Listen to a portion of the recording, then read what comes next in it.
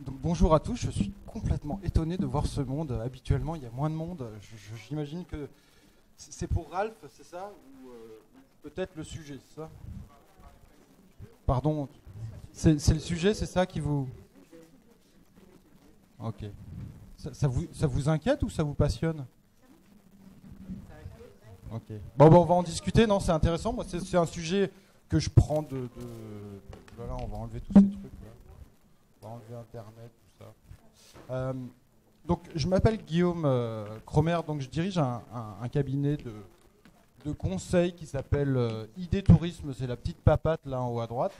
On accompagne des entreprises, des tours opérateurs, des agences de voyage, des hôtels, des destinations touristiques sur les questions de tourisme durable, écotourisme, marketing touristique.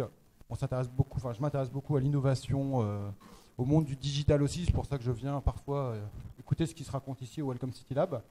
Et en même temps, j'ai une autre casquette qui est président d'une association qui s'appelle ATD, Acteurs du tourisme durable, qui est un réseau qui regroupe une centaine de professionnels qui sont curieux ou intéressés par ces questions de tourisme durable. Donc c'est comment on va intégrer les valeurs et les enjeux du développement durable au sein du secteur touristique.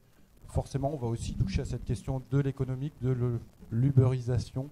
Et donc, voilà. Sur cette question, les meet-up tourisme durable, innovation et entrepreneuriat, on en a organisé 4 ou 5 l'an dernier sur des sujets divers et variés. Et là, on reprend le concept avec l'idée de le faire plutôt en binôme, parce que j'en avais un peu marre d'être tout seul devant. Et donc, on va le faire plutôt tous les 2 mois. Donc, ce premier sujet-là sur les plateformes de mise en relation des guides locaux et des voyageurs et des touristes. Dans 2 mois, on aura un sujet qui sera assez différent, qui est plutôt sur la question du grand boom en ce moment du volontariat et du volontourisme. C'est un mot très moche, mais on appelle ça comme ça. Donc, c'est tous les voyageurs qui veulent partir dans des pays pour aller aider. Et qui vont souvent aller parfois dans des orphelinats et ça crée certaines dérives. Et on va faire une soirée avec un film documentaire qui présente en fait les dérives du volontariat et du volontourisme avec un débat derrière. Donc si ça vous intéresse, ce sera le 3e jeudi du mois d'avril. Donc voilà. Avec une Française qui est installée à Londres et qui a fait ça. Et aujourd'hui, donc, j'accueille Ralph, qui va m'accompagner sur ce sujet, qui maîtrise peut-être même mieux que le sujet que moi, et c'est pour ça qu'on fait ça en binôme. Et donc Ralph, il a fondé une start-up qui s'appelle Meetrip. Et donc, tu peux te présenter et après on va échanger ensemble, on va être en binôme. Mais bien sûr, l'idée c'est d'échanger tous ensemble, vu que vous êtes hyper nombreux. C'est de répondre à vos interrogations, à vos questions, à échanger, à débattre. C'est hyper ouvert, il n'y a pas de tabou, on peut y aller. Bonsoir. Alors déjà, je suis ravi d'en retrouver certains que j'ai rencontrés dans le passé, avec qui on a pu avoir des échanges assez vifs. Alors, pour rappeler un petit peu ce qu'est meettrip.com, parce qu'il y a eu beaucoup de confusion dans les mois qui ont précédé, il ne s'agit absolument pas d'une plateforme de guides locaux. C'est une plateforme qui est 100% destinée aux guides conférenciers en France et professionnels dans le monde entier. Aujourd'hui, on est dans 180 pays, il y a plus de 10 000 guides, la France étant encore un petit peu sous-représentée pour l'instant. Nous sommes dans 1600 villes. Voilà, ça c'est la première chose. Alors avec qui on travaille? On travaille avec des syndicats pour certains pays, mais surtout avec des associations. Voilà, des associations, des institutions publiques. Ça peut être des associations, par exemple aux États-Unis, la NFTGA que vous devez connaître. Ça peut être au Brésil avec le ministère du Tourisme, tout simplement. Ou avec effectivement des ambassades. Ça dépend en fait en fonction des pays, ça dépend s'il y a des associations, ça dépend. En tout cas, on travaille avec des institutions. C'est ça notre métier, c'est de travailler avec des guides professionnels. Donc là, je vois le titre du sujet. Alors moi, je me reconnais pas tout à fait là-dedans, mais du coup, on va pouvoir en parler puisque. C'était pour ramener du monde, c'est pour ça. Ça marche bien, ces mots, la ubérisation, ça marche bien souvent pour ramener du monde. Bah, oui. Après, Uber a une connotation maintenant très péjorative, dans laquelle moi je ne me reconnais pour l'instant absolument pas. Mais après, c'est justement pour ça que tu es là aussi, pour montrer le contrepoids et les solutions. C'est pour ça. Mais c'est vrai que cette question de ce sujet, moi, je le prends de l'extérieur parce que moi, je suis pas du tout guide conférencier. Moi, j'analyse et je regarde en fait le secteur du tourisme dans son ensemble. Et moi, ce qui m'étonne ces dernières années, c'est de voir la pléthore de startups qui se créent sur ce modèle-là de mise en relation entre des voyageurs et des guides locaux ou guides conférenciers. Il y a beaucoup plus de choses sur les guides locaux et gens passionnés plutôt que sur les vrais guides conférenciers. Non, non, non, non, pas du tout. Oh, ouh là là, vous cherchez déjà la petite bête.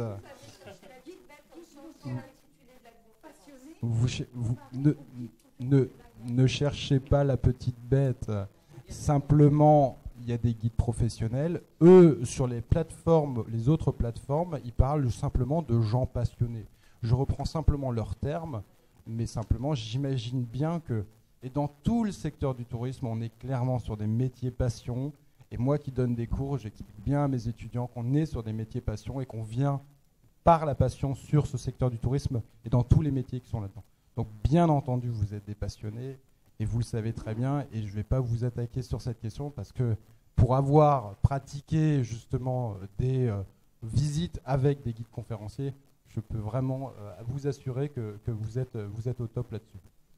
Donc, qu'est-ce que c'est la différence entre guides locaux et guides conférenciers ? C'est simplement que sur le modèle de certaines startups, ils ne vont pas forcément passer par des guides professionnels, ils vont simplement...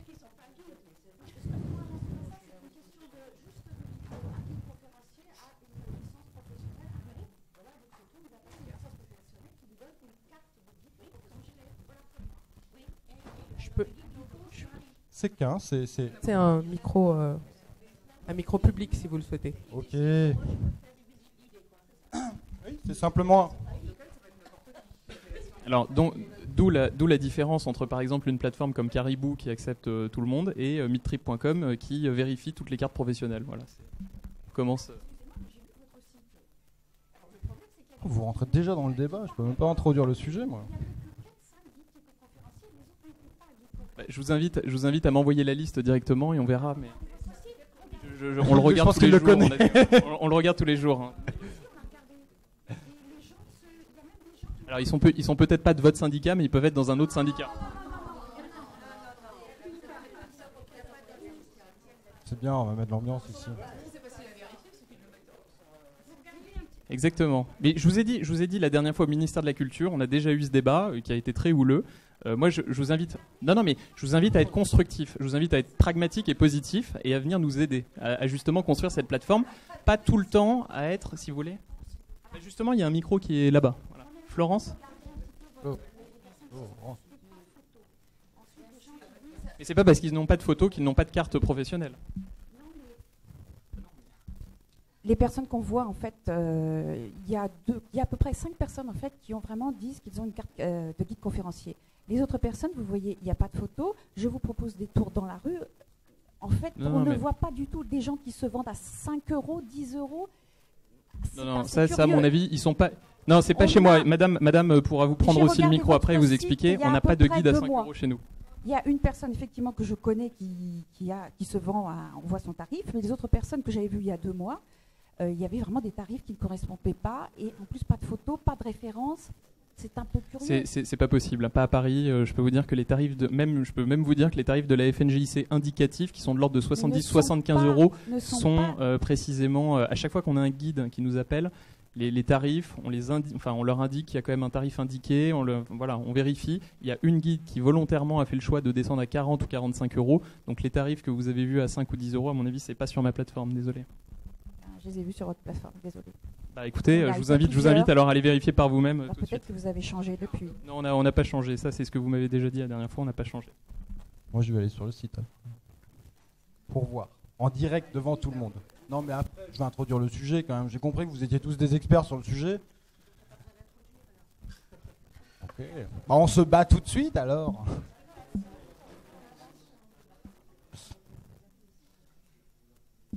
Parce qu'on aimerait savoir ce que vous nous apportez. Voilà, soyons constructifs. Qu'est-ce que vous apportez au guide conférencier ?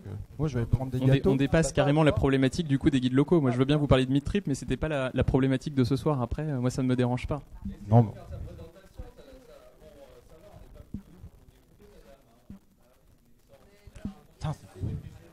Moi, j'aime bien, c'est chaud. C'est hyper bien. C'est cool aujourd'hui. Ouais, enfin vous avez gagné, mais enfin bon, on pourra reparler des plateformes qui sont en train d'émerger aux États-Unis de guides locaux. Bon, voilà, c'est un autre débat, mais je crois que ça fait partie d'ailleurs de ce dont on va parler ce soir. Pardon ? Oui, mais enfin on les connaît ces lois, on les suit très précisément. Bon, c'est à vous de voir. Hein. Moi, j'ai un cinoche à 20h.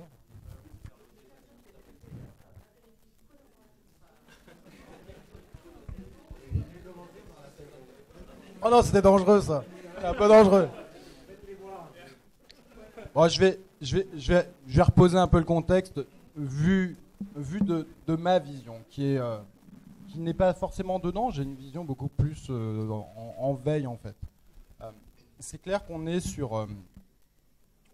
on le voit aujourd'hui, on est clairement sur, je ne vais pas le répéter, un boom bien sûr du web qui influe complètement nos vies en termes de consommation, en termes d'utilisation de smartphones pour faire plein de choses. Et dans le tourisme, ça influe énormément, à la fois en termes de recherche d'activité, de destination, à la fois en recherche de réservation pour l'hébergement, pour les activités, pour les transports. Qui encore aujourd'hui, quelle est la part de personnes qui va encore dans une agence de voyage physique pour chercher un billet d'avion ou un billet de train? On est clairement aujourd'hui sur Internet qui a révolutionné complètement le secteur.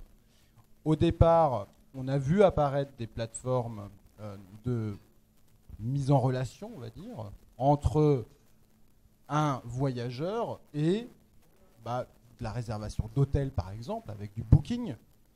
Clairement, au départ, les hôteliers, quand ils ont vu venir une plateforme de réservation comme Booking, ils étaient hyper heureux. Parce qu'en fait, ils se sont dit, mais il répond à une de nos problématiques, qui est, j'ai besoin d'être visible sur Internet, parce qu'en fait, on commence à avoir de plus en plus de voyageurs qui commencent à vouloir réserver en ligne. Et moi, je n'ai pas cette capacité à être visible sur Internet. Donc Booking a offert des super services. Au bout d'un moment, vu qu'ils ont atteint une taille assez énorme, forcément, ils se sont un peu régalés sur les marges, et derrière, ils se sont fait plaisir, parce qu'ils étaient pratiquement les seuls sur la place. C'est ce qu'on appelle aujourd'hui des OTA, des agences de voyage en ligne, de manière globale, que ce soit du Booking, que ce soit du Expedia. Booking fait partie d'une boîte qui s'appelle Priceline. Et toutes ces grandes entreprises aujourd'hui sont énormissimes. Dans la même veine, on a vu apparaître d'autres solutions comme Airbnb, avec de la mise en relation entre des voyageurs et des gens qui souhaitaient louer. Je ne rentre pas dans le débat si c'est des gens qui sont propriétaires ou locataires et qui ont sous-loué. En tout cas, ça existe et ça cartonne complètement parce que ça répond clairement à une envie des clients, à des tarifs très abordables. Et donc, ça cartonne, ça fonctionne. Au niveau du marché, ça fonctionne. Et dans cette continuité-là, on a vu apparaître d'abord aux États-Unis, je ne le contredis peut-être pas, mais d'abord aux États-Unis, des plateformes sur un autre volet au final du tourisme qui sont les activités proposées. On a aussi dans cette même veine en France un acteur qui s'est positionné sur la mise en relation entre les voyageurs et les agences réceptives dans les pays. Il s'appelle Evaneos, qui a été créé en 2009, qui pareil, cartonne quand même plutôt bien. Toutes ces plateformes-là sont sur à peu près le même modèle en gros. Et voilà, un très bon site internet, une très bonne visibilité en ligne, un très bon référencement naturel pour permettre en fait aux gens de retrouver soit un hôtel, soit derrière une activité, soit derrière un autre hébergement ou un tour opérateur réceptif. Donc dans ce cadre-là, on a vu apparaître, donc c'est ce que je dis, c'est l'ensemble du boom de la consommation collaborative ou de l'économie du partage. On a déjà fait des débats ici sur l'économie du partage de manière plus globale. Là, on va faire un focus sur ça, sur ces plateformes de mise en relation, mais on a énormément d'entreprises, type bien sûr Airbnb, Vimdoo, Blablacar aussi qui est connu, vu que c'est quand même français. Gambing, une plus petite boîte qui met en relation des gens qui veulent aller dormir avec leur tente chez l'habitant dans le jardin. Voilà. On a énormément de concepts aujourd'hui. Tous ne sont pas viables économiquement. Parmi, j'imagine, toutes les startups qui sont en train de se développer en termes de plateformes de mise en relation entre des... Je ne sais même plus comment vous le dire, parce que sinon je vais me faire taper dessus. Gens passionnés de manière globale, parce que comme ça j'intègre tout le monde est passionné. Clairement, aujourd'hui, là, faudra peut-être que tu as peut-être une vision beaucoup plus dans le marché pour me dire un peu qui aujourd'hui est un peu viable sur le truc. Alors, là, je t'ai l'historique un peu des créations. Donc, au départ, au final, un peu le réseau au final le plus ancien, mais qui est sur un modèle très particulier, qui est sur un modèle d'habitants ambassadeurs et de gratuité, c'est les Greeters. En 92, le réseau Global Greeters Network s'est lancé au départ à New York, puis derrière, ça s'est développé dans d'autres destinations. En France, ça a commencé, je crois, par Nantes, et aujourd'hui, on a Parisien d'un jour, on a Lille, on en a d'autres. 2011, une boîte s'est créée aux États-Unis qui s'appelle Viable, et qui est un peu l'historique du truc, ou il y en a eu peut-être avant. Je sais pas si c'est... Alors moi j'aimerais bien revenir du coup sur les plateformes de guide au sens large, parce que bon là je vois une slide. Alors encore une fois, Meetrip malheureusement est mise dans les plateformes de guides locaux, mais c'est pas grave. Mais c'est plateformes générales. D'accord, donc c'est les plateformes de guide, on va dire. Entre guides, guide conférencier, de l'autre côté guides locaux et touristes. J'ai bien compris que c'était différent. Moi ce qui m'intéresse, c'est de voir qu'aujourd'hui, 7 commandes sur 10 dans l'hôtellerie ou dans l'aérien sont faites via le canal numérique. 7 sur 10. C'est-à-dire que quand vous réservez un hôtel, un billet d'avion, 7 commandes sur 10 sont faites soit sur le mobile, soit sur Internet. Et ce chiffre est en perpétuelle augmentation. C'est-à-dire que bientôt, vous aurez probablement 8 ou 9 commandes sur 10 qui seront faites via le canal digital. Donc le circuit classique de l'agence de voyage au coin de la rue, n'en déplaise à certains, qui fournissent par exemple des produits de Théo qui eux-mêmes ont dealé avec des réceptifs, c'est un modèle qui est en train d'évoluer. Il suffit de voir un peu ce qui s'est passé avec Evaneos dont tu parlais tout à l'heure pour comprendre que ce modèle est en train de se désintermédier. Donc, c'est la première chose. La deuxième, c'est que 8 commandes sur 100, et c'est là où on arrive à notre secteur, 8 commandes sur 100 de guides conférenciers, ou même de guides au sens large, alors là on ne prend pas que les guides conférenciers, on prend les guides, sont faites sur Internet. 8 sur 100. C'est-à-dire qu'on n'est même pas à 1 sur 10. Qu'est-ce que ça veut dire ? Ça veut dire que tôt ou tard, il va y avoir un rattrapage sur Internet qui va être extrêmement violent, qui va se passer probablement en 2 ou 3 ans. Et moi, je peux vous le dire, puisque je viens d'un secteur toujours sur Internet qui est celui du food delivery. Il y a 5 ans, tout le monde nous prenait pour des fous quand on a commencé à livrer de la pâtisserie. J'avais fondé CityCake, une société qui était devenue après le leader en Europe de la vente de pâtisserie. À l'époque, tout le monde nous prenait pour des fous, nous disait oui, c'est un petit marché et compagnie. Enfin, on avait vu le fait qu'il allait y avoir un rattrapage. Et ce rattrapage, il a eu lieu, il a été très violent. Pourquoi ? Parce qu'en fait, on est dans un secteur, l'Internet, où c'est la course au financement. Et il y a 3-4 ans, quand Restoin, CityCake ont commencé avec 300, 400, 500 000 euros, on était en train de s'apercevoir de ce qui allait arriver l'année dernière et il y a 2 ans. Levée de fonds de 800 millions de Rocket Internet, qui est devenu le numéro 1 mondial en l'espace d'un an. Levée de fonds de 80 millions de Deliveroo, j'insiste, parce que je sais qu'il y a des Parisiens ici et qui voient sans cesse des publicités Deliveroo dans la rue. 80 millions qui l'utilisent. Vous avez Foodora qui a levé aussi pareil. Bref, ça a été la course au financement et du jour au lendemain, et je pense aussi du coup à Airbnb qui a été méprisé longtemps par Accor Hotel, puisque nous on est en discussion très très rapprochée avec Accor Hotel, avec qui on commence à travailler. Accor Hotel nous a avoué que pendant des années, ils avaient méprisé, regardé de travers Airbnb en se disant « Oh, les petits là-bas, nous on fait des milliards, on se moque d'eux. » Voilà. Donc aujourd'hui, ils rigolent un tout petit peu moins. Donc si vous voulez, on fait ce constat qui est le constat du rattrapage. Ça, c'est la première chose. La deuxième chose, et moi qui m'inquiète beaucoup plus pour les guides conférenciers, c'est de voir qu'aujourd'hui, 8 plateformes sur 10 qui sont créées sont des plateformes de guides locaux et non des plateformes de guides conférenciers. Donc qu'est-ce que ça veut dire ? Ça veut dire qu'aux États-Unis, quand il y a 10 plateformes qui sont lancées, il y en a 8 qui sont faites dans le domaine des guides locaux. Ça implique d'autres choses. Ça implique qu'il y a eu, là, l'année dernière et il y a 2 ans, donc depuis 2 ans, il y a eu 10 plateformes de guides locaux, et je reviens à cette fameuse course au financement, qui ont levé chacune plus de 10 millions $, excusez-moi, pour justement se développer. Alors on sait très bien que sur ces 10 plateformes, elles ne vont pas toutes survivre. Il y en a qui vont mourir, et puis il y en a d'autres, probablement 1 ou 2, qui, elles, vont réussir à prouver ce qu'on appelle des metrics, parce que c'est un nouveau secteur, je suis désolé, c'est un secteur qui est l'Internet, ce sont des metrics. Celles qui vont réussir à prouver leur modèle, à prouver leurs metrics, la fois d'après, elles lèveront plus 10 millions $, elles lèveront 50 ou 70 millions $. Et ce jour-là, elles auront atteint ce qu'on appelle économiquement la masse critique, et cette masse critique, elle va déferler comme l'a fait par le passé Airbnb. Donc ça peut déplaire à certains. Quand nous, par exemple, Meetrip, on lève 600 000 € qu'on a réalisé. À côté de ça, on a des concurrents aux États-Unis qui lèvent 10 millions $, et là, nous, on prépare une levée à 3 millions qui est en cours et qui se passe très très bien, et cette levée à 3 millions d'euros ne suffira pas, je pense, aujourd'hui, à contrecarrer les plans d'entreprises américaines qui, elles, vont aller lever 50, 60 ou 70 millions. Et sur ces 70 millions, qu'est-ce que c'est ? C'est de l'acquisition de clients. Parce que tôt ou tard, malheureusement, et on l'a vu avec Uber, bon, une société que j'ai utilisée, bon, j'aime pas trop ce côté, ce côté un peu péjoratif qu'ils ont acquis un peu par la force des choses, parce qu'ils sont vraiment en opposition tout le temps face au taxi doux. Nous, on n'est pas dans une opposition, on est là pour travailler avec les gens qui sont en place, mais ils font de l'acquisition avec ces dizaines de millions de dollars, donc ils vont aller chercher les clients, et les clients, tôt ou tard, vont passer par ces plateformes. Donc moi, ça m'inquiète, parce que déjà économiquement, je préférais que ça soit ma société, hein, il faut se l'avouer, qui marche plutôt que celle du voisin, premier point. Et puis deuxièmement, parce que les gens vont, tôt ou tard, consommer de plus en plus de guides locaux, parce que les besoins, les moyens financiers et économiques vont être portés plutôt dans cette destination. Voilà.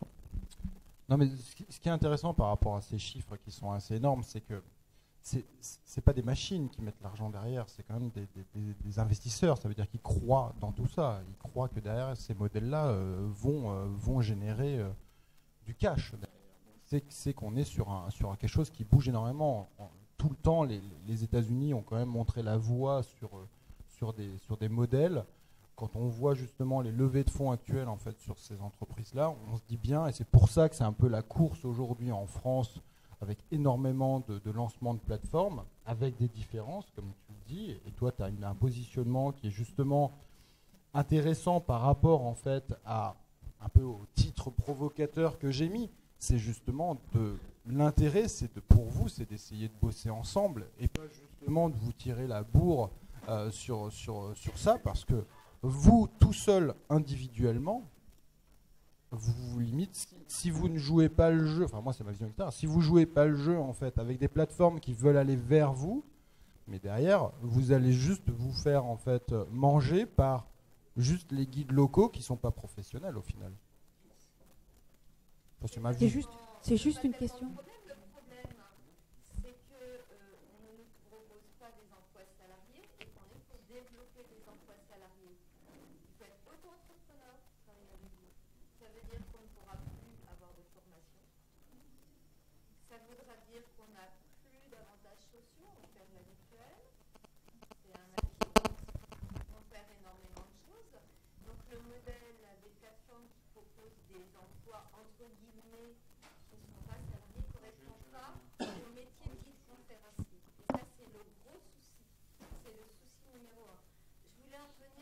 Alors, je peux déjà peut-être vous répondre, parce que c'est une problématique qui nous a été adressée la dernière fois au ministère de la Culture, qui a eu lieu à plusieurs divergences.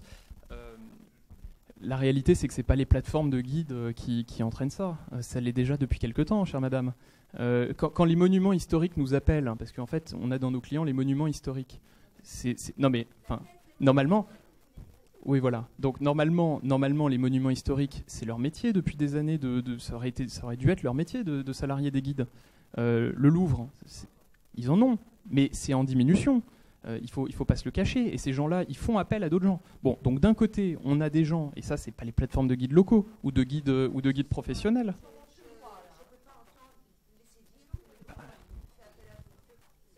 Ah non, mais là j'ai parlé des monuments historiques. Hein. Non, mais là ça c'est de la polémique inutile. Mais si vous voulez, les monuments historiques font appel à nous. Bon.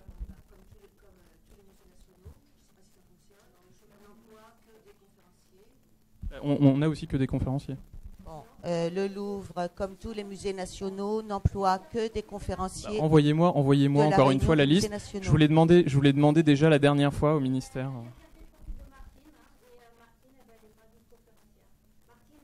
Est-ce que vous connaissez son nom ? Est-ce que vous connaissez son nom ? Excusez-moi. Donnez-moi son nom, s'il vous plaît. Vous pouvez pas la voir, chère madame, puisque le nom n'est pas displayé sur la plateforme.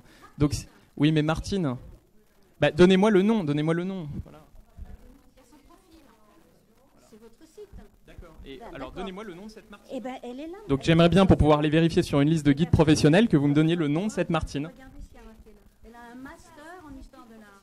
Bon, alors si elle est sur votre site, c'est à vous de connaître le nom. Elle est sur votre site, c'est à vous de l'identifier. Quand on vérifie que c'est pas vrai, comment est-ce qu'on peut vous croire ? Bon, il y a un registre. Elle n'est pas guide Madame, il y a un registre. Alors, je suis désolé. Bon, les cartes professionnelles, il y a un registre. Vous le savez. Bon, ce registre. Moi, ce que je vous propose. Mais c'est ce qu'on est en train de faire. Et ben, juste pour pouvoir vérifier dans un listing, chère madame, il me faut le prénom et le nom. Cette Martine en question, si vous me donnez son nom, oui, et si vous me donnez son nom, on va pouvoir aller ensemble vérifier sur le registre attendez, si elle est guide conférence. Là, non. C'est votre site. Allez sur le site, s'il vous plaît, monsieur, de manière à ce que nous puissions continuer à faire confiance à vos propos. Et les cartes sont mises, effectivement, et donc il y a les préfectures. Les guides envoient les cartes. C'est très très simple en fait. Quand vous inscrivez les personnes, nous on vous croit, d'accord. Vous mettez juste le numéro de carte, vous mettez la photocopie à côté, comme ça. Oui, il n'y a pas de problème. Nous, dans notre back-office, effectivement, on a ces cartes professionnelles. On a ces cartes professionnelles dans notre back-office, donc il n'y a pas de problème. Vous mettez le numéro à côté, comme ça on peut vérifier. D'accord, pas de problème. Ben voilà, on fait évoluer le système correctement. Il faut savoir une concurrence entre les plateformes, de plus en plus de plateformes de mise en relation qui se créent chaque jour, un peu tous les jours. Et donc là, on va commencer par justement les commissions. C'est par exemple, vous, je crois que vous prenez 18%. On prend 20%. 20%. Alors, et en fait, en réalité, on touche que 10, puisqu'on travaille avec des partenaires qui eux-mêmes prennent 10. Alors en fait, c'est juste pour vous dire que la concurrence commence parce que, effectivement, nous, on a eu déjà des plateformes de mise en relation qui nous ont déjà proposé des commissions à 5%. Bah, allez-y, elles seront mortes dans 2 ans. Non, parce que vous n'avez pas les guides, eux auront les guides, et c'est à partir de là qu'on pourra avoir les clients. Mais simplement pour vous dire que nous aussi, on a un problème de concurrence, mais vous aussi, vous commencez à avoir un problème de concurrence. Je crains absolument pas la concurrence. Et non, c'est très bien, parce que France. ça va faire baisser votre commission, puisqu'il y a une pléthore de plateformes numériques, et c'est ça aussi, c'est faire baisser le prix. Mais donc, chère madame, à 5%, déjà qu'on n'arrive pas à vivre avec 20%, dites-vous bien que si vous allez sur une plateforme à 5%, elle tiendra peut-être même pas l'année qui est à venir. Sont tous les partenaires B2B avec qui on travaille, JC Deco, Carlson Wagonlit, etc.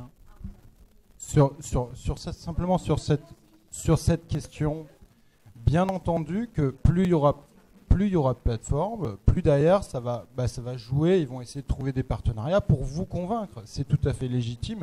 Donc derrière, soit le levier il sera financier, soit ils vont vous dire ce qu'il vient de dire, ça veut dire que les autres ils vont mourir bientôt, soit eux ils vont grossir parce que derrière ils auront levé en fait plus d'argent, donc ils auront plus de capacité à attirer le client, parce que celui qui va quand même faire bouffer tout le monde, c'est le client final quand même, on n'en parle pas beaucoup, mais au final c'est quand même ça l'intérêt. Donc le client final, il va regarder ça, et le client final c'est celui qui va aller sur Google et qui va taper je cherche telle activité sur Paris, ou par l'intermédiaire de certains B2B et de certaines boîtes. Mais en tout cas, c'est clair que c'est là où justement on va arriver à un moment donné à ce seuil pour arriver à la masse critique, comme tu dis. Le jour où une boîte arrivera à cette masse critique, c'est le jour où quand Blablacar a réussi à atteindre sa masse critique, quand Airbnb a réussi à avoir sa masse critique, et après il y aura un jeu d'achat et de rachat entre boîtes parce qu'une aura levé plus et donc va en racheter, on va manger, et petit à petit ça va. On est dans cette période actuellement où tous sont un peu en train de courir après les financements pour qu'à un moment donné, ils puissent racheter ceux qui sont plus faibles. C'est un peu la loi des startups et du marché. Mais donc la personne qui fait 5%, elle ne prendra que les guides conférenciers. Donc tous les guides conférenciers vont adhérer chez elle. Vous voyez la grande différence. Ouais. Il y a une question de crédibilité. Mais si Lui, il va gagner sur la masse. Mais si son modèle économique ne tient pas et que dans 1 an et demi, il est mort parce que son modèle économique ne tient pas, derrière, vous serez sans rien. Parce que vous allez les appeler, leur dire prenez-moi mes clients.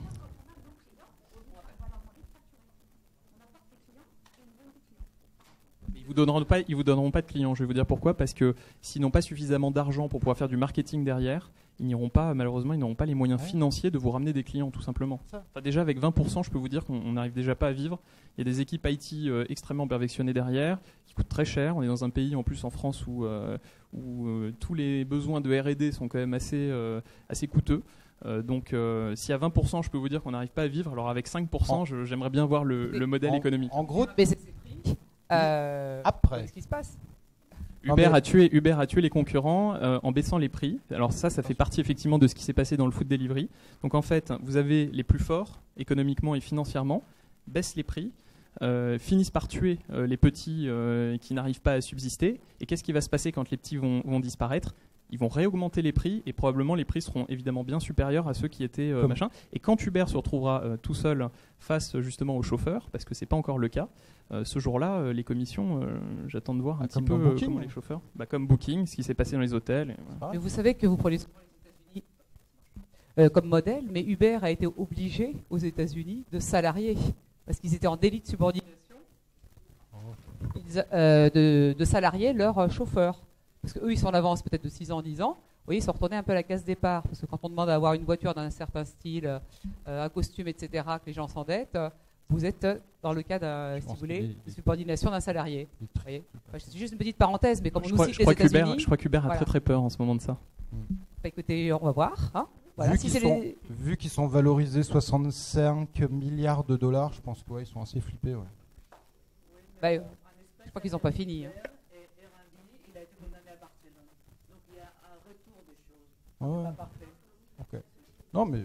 Oui, Airbnb, il a été condamné à Barcelone. Mhm. Il y a eu un refus total et il a été condamné. Et Uber en Espagne, c'est interdit. Okay. Donc peut-être qu'il y a des endroits que les gens ils vont préférer un autre système où on n'est pas. Mais ça, c'est qui les gens?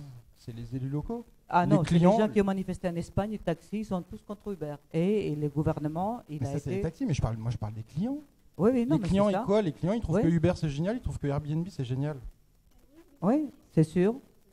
Mais quand les clients, on leur explique que la personne qui te prend un taxi, si tu as un accident, cette personne n'est pas couverte, tu ne sais pas qui va être responsable, parce qu'il n'y a aucune responsabilité, parce que la personne qui conduit, c'est sa voiture personnelle. Alors ça, c'est une différence entre Uber Pop et Uber X. Alors ça, c'est un petit peu plus pointu. Voilà. Enfin, je vous propose qu'on revienne sur les guides, parce que là, c'est encore un autre débat. Les habitations qui louaient à Barcelone, des problèmes qu'il y a eu. Oui.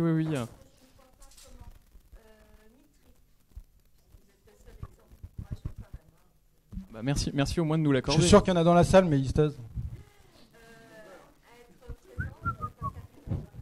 Alors, Caribou vient de lever 200 000 €. Donc voilà.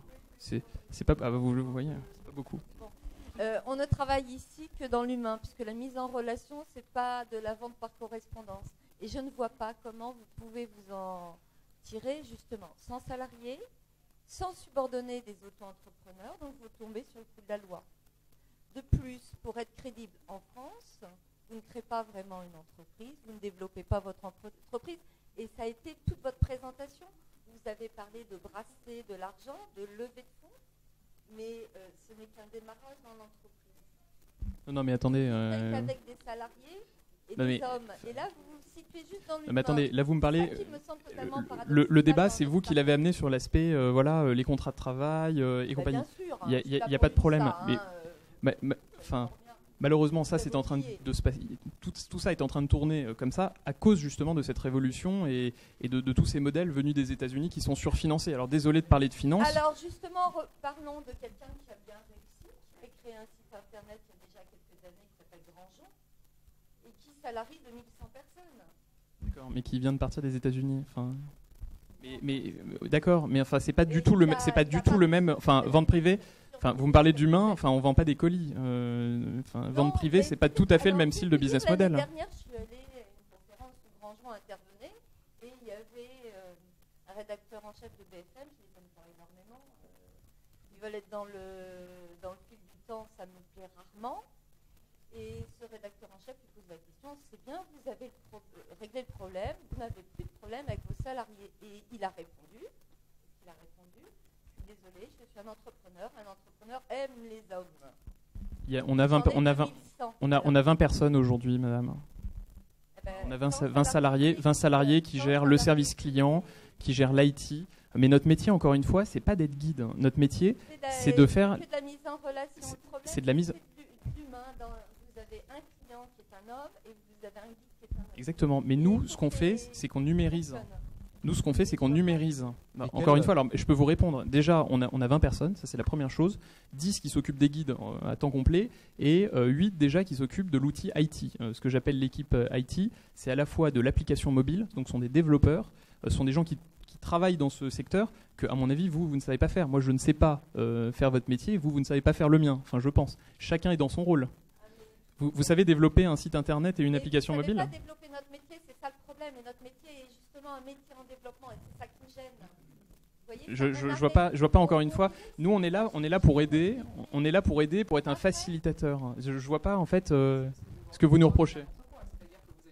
Non, on vend pas n'importe quoi. Enfin. Puisque si vous n'avez pas des guides conférenciers, donc vous allez avoir le client va voir guide. Comme pour l'instant, il n'y a pas de statut juridique très précis qui le protège, vous allez avoir n'importe qui, vous allez avoir un retraité, je n'ai rien pour les retraités, vous allez avoir un amateur qui peut-être n'y connaît rien, vous allez avoir le premier Pékin venu, vous pouvez mettre guide officiel, guide professionnel, tout ce que vous voulez, puisque ce n'est pas protégé. Mais le consommateur ne s'y trouve pas du tout, puisque lui, il ne sait pas ces petits détails de la loi. Alors, attendez, excusez-moi, vous parlez de quel type de plateforme? Des plateformes de guides locaux? Donc lesquels? Attendez, guides locaux ou guides conférenciers? Ils sont conférenciers, bon pour l'instant on n'en a pas eu la preuve, mais c'est malheureusement. Charrie, hein. On n'en a pas eu la preuve, on attend d'avoir les noms, écoutez, on ne demande pas mieux. Ah, ils sont Allez sur le site, hein, je serais très content. Bon, la dernière fois au ministère de la Culture, les gens n'étaient même pas allés sur le site, donc c'était assez... C'est pour ça qu'on se permet de vous dire ça, sinon... Vous avez dit justement que vous aviez des guides qui n'étaient pas des guides conférenciers. Parce qu'en fait, Bah, travaillons ensemble, je vous réitère exactement la même chose qu'au ministère de la Culture, travaillons ensemble. Et développons ensemble une plateforme ensemble. Et c'est marrant parce que c'est quand même le seul qui vous tend la main au final et vous êtes contre tout le système. Ah, oui, on est courtisé, hein. Je peux vous assurer qu'on reçoit tous les jours. Ah, c'est parfait. Ah, si vous êtes... on est sollicité 3 fois par semaine par les plateformes. Mais Surtout par ce caribou que je vois très souvent. Et j'ai vu que là, on peut même choisir son prix. C'est 8 à 20 euros l'heure. Donc, comment sur Caribou. on peut choisir son prix? Donc, pour moi, les plateformes, c'est quelques personnes qui gagnent de l'argent sur le dos des guides. Ça, selon les c'est pas tout à fait commissions. exact. Et les guides, le prix d'un service de guide va continuer à baisser. Donc, ça va être une élite contre des gens tous au SMIC. Et là, il faut qu'on défende. On nivelle aussi absolument. notre Alors attendez, position. encore une fois, bon, vous me parlez, j'entends régression. Bon, ça y est, on a tout entendu. Bon, si vous voulez, il y a 2 types de plateformes quand même. Vous serez au moins d'accord avec moi là-dessus. Vous avez d'un côté les plateformes de guides locaux et d'un autre côté les guides de plateformes, on va dire professionnels, conférenciers. Enfin bon, bon, on aura l'occasion alors du coup d'en reparler. Alors après, dans une autre réunion. Mais imaginons, bon, il y a ceux qui mélangent, voilà, Tours by Local. En gros, bon. Vous avez effectivement ces 2 types de plateformes. Nous, on fait en sorte que les prix qui soient fixés soient des prix indicatifs de la FNGIC, en tout cas en France. Bon, ça, c'est la première chose. La deuxième, c'est qu'effectivement, Caribou, pour ne pas les citer, moi, on s'entend, voilà, on se connaît. Bon, après, chacun a son modèle, chacun a sa plateforme, et voilà. Eux, ils peuvent effectivement vendre des prestations de guidage qui sont bien inférieures en termes de prix et de tarifs. Donc, ils peuvent vendre 8 euros, 10 euros, 15 euros. C'est un autre modèle. Ce sont des guides locaux. N'importe qui peut devenir guide. Voilà. Moi, c'est pas du tout ma vision c'est pas ma vision du tout de ce que j'ai envie de voir arriver dans la société telle qu'on a. Bon. Après, c'est chacun sa vision. Moi, encore une fois, je vous dis, travaillons ensemble. Il n'y a pas de problème. C'est ce que je vous avais déjà dit pendant la réunion au ministère de la Culture. Pas de problème. Je vous envoie les listings. Vous me dites qui est guide conférencier, qui ne l'est pas. Et on fait en sorte sur la plateforme de n'avoir que des guides conférenciers. Bah oui, on le sait, mais comme ça, vous pourrez me dire oui, non, non, oui. Puis un jour, du coup, vous serez d'accord avec moi pour dire qu'il n'y a que des guides conférenciers. Pour les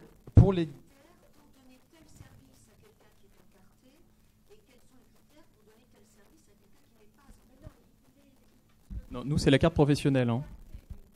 Nous, c'est la carte professionnelle. Hein. Enfin. Mais en gros, vous avez tout à fait le choix d'aller vers telle ou telle plateforme. C'est à vous de décider ce que vous voulez. Et si vous voulez de ne pas y aller, vous avez tout ce choix. C'est exactement comme un hôtelier à l'époque qui avait complètement le choix de ne pas aller sur Booking. Bah, ça vous ramène du business. Voilà, exactement. Donc après, ça dépend si elle ne mélange pas tout, comme vous l'avez dit, guide conférencier, uniquement guide conférencier ou guide locaux. Et ça dépend aussi du taux de commission. Voilà. C'est pour ça qu'à partir de ça, nous faisons un choix. Par exemple, en tant que fédération syndicale, nous choisissons vers quelle plateforme nous allons aller. Voilà. Très bien. Parce qu'en fait, voilà, c'est ça maintenant. La seule fédération syndicale présentée, c'est la mienne. Non, on a un syndicat. Et on ne choisit pas. Oui, vous avez fait une fédération syndicale. Non, j'ai dit non. Fédération ou syndicat. en fait, ils vont choisir d'orienter leurs adhérents autour de telle et telle raison, parce que, en fait, comme vous dites, c'est une bonne chose. Les plateformes, c'est très intéressant. Bon, je dis que vous avez le choix, quoi. Et maintenant, c'est de plus en plus intéressant parce qu'il y en a une pléthore Ok. et qui nous offre différents services avec des commissions différentes. Parfait. Voilà. Donc, c'est pour finir quelque chose de bien, et le fait qu'il y en ait de plus en plus, c'est pas mal. Oui, c'est très bien. Tout va bien, alors. Ce qui est intéressant, là, c'est de se souvenir que ça n'existe pas de guide local. Pourquoi? Tout le monde peut s'autoproclamer guide local. Je sais pas. Exactement. Bah oui. Mais tout le monde. Bah je sais pas. Bah non mais.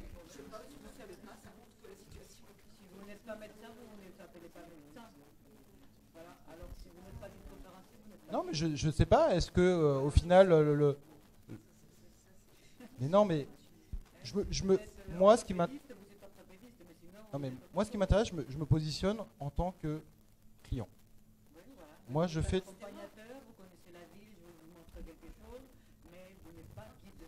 Non mais je vais vous.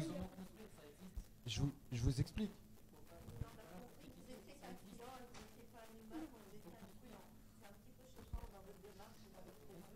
Mais arrêtez de. Mais vous êtes. Je me positionne en tant que touriste. En tant que touriste étranger qui vient à Paris, est-ce que je peux savoir quelle est la loi et les différences entre local guide et professional guide? Mais justement, je me pose en tant que client qui ne connaît pas la législation française. Moi, ce qui m'intéresse derrière, c'est que ce soit un local guide, mais qui est pas du tout, qui a pas sa carte, et un autre, je ne vais pas forcément voir la différence, sauf s'il va me la montrer. Mais derrière, s'il me propose une activité qui est super et qui a l'air hyper cool dans une destination, eh ben, je vais y aller. Bon, ce qu'il faut voir, c'est que juridiquement, vous avez raison, ça n'existe pas. Non, mais juridiquement. Le problème, c'est que de l'autre côté, et moi, c'est le diagnostic malheureux que je fais, j'étais à Washington là, il y a quelques semaines avec la NFTGA. Aux États-Unis, c'est jurisprudentiel, enfin, c'est quelque chose de jurisprudentiel. Les gens, les clients, eux, commencent à comprendre et à connaître ça et à se voir inculquer ça. Donc en fait, il y a deux solutions. Soit on fait la sourde oreille, un petit peu comme Accor Hotel l'a fait avec Airbnb. Et dans ces cas-là, oui, le Airbnb, on le voit pas arriver, puis on est trop gros, on viendra jamais nous chatouiller. Bon, voilà, ça c'est la première solution. Soit on se dit comment est-ce qu'on agit. Alors déjà, je suis content, j'entends, oui, on va benchmarker les plateformes, et puis un jour on ira sur l'une. Bon, bah déjà, je suis content que vous ayez fait ce diagnostic, c'est déjà une grande avancée. Vous allez y aller, voilà. Donc, moi, je suis d'accord pour parler avec vous de comment est-ce qu'on peut faire en sorte que ça soit intéressant aussi. Bon, voilà. Non mais bon, chère madame, vous le faites, moi je suis un facilitateur. Encore une fois, là, pour expliquer Meetrip, quel est l'intérêt, à partir de quoi c'est arrivé. Enfin, quel était le démarrage de Meetrip? La première chose, c'est qu'on ramène. Et pourquoi c'est intéressant pour des guides? La première chose, c'est qu'on ramène du business aux guides. Donc il y a de plus en plus de guides qui effectivement sont pas forcément salariés en CDI et ne font pas forcément 35 ou 40 heures par semaine. Voilà, il n'y a pas de CDI, il y a des CDD, bon, peu importe, et encore, il y en a de moins en moins. Bon, ça, c'est un autre débat, et nous, on n'y peut rien. Ce ne sont pas les plateformes qui font qu'il y a moins de CDD aujourd'hui qu'il y en avait à l'époque. Donc, effectivement, il y a des CDD, il y a de la précarité, il faut le dire, c'est un métier qui est précarisé. Je pense que moi, en tout cas, c'est le débat que j'ai eu à ma petite échelle, avec les instances gouvernementales, quand on a parlé à l'époque au ministère de la Culture, et puis même avec d'autres personnes à la DGE. C'est un métier qui est précarisé, c'est un métier qui a souffert un peu de ce qui se passe, la révolution numérique, ce genre de choses, qui va continuer malheureusement, je pense, de souffrir avec l'arrivée de toutes les plateformes de guides locaux. Ça, c'est mon diagnostic. Après, qu'est-ce qu'on peut y faire? C'est ramener du business plutôt, essayer de ramener du business du côté des guides conférenciers plutôt que du côté des guides locaux. Donc toutes les... le problème, c'est que le client, lui, il veut un produit. Les greeters, voilà. Alors, appelons les greeters. Sauf que les greeters, c'est gratuit. Hein. Appelons les greeters. Mais vous avez d'un côté, si vous voulez, quoi qu'il arrive, vous avez un client qui veut visiter. Alors après, vous pouvez inventer quoi que ce soit. Soit on arrive à le ramener, à le récupérer sur Internet et sur le mobile et à l'emmener vers les guides conférenciers, ce que nous voulons faire, et c'est notre démarche. Ou alors, on les laisse aller sur les plateformes de guides locaux. Après, moi, je peux pas... Je peux pas non plus, voilà. On va pas ouvrir une plateforme de guides locaux et une plateforme de guides professionnels.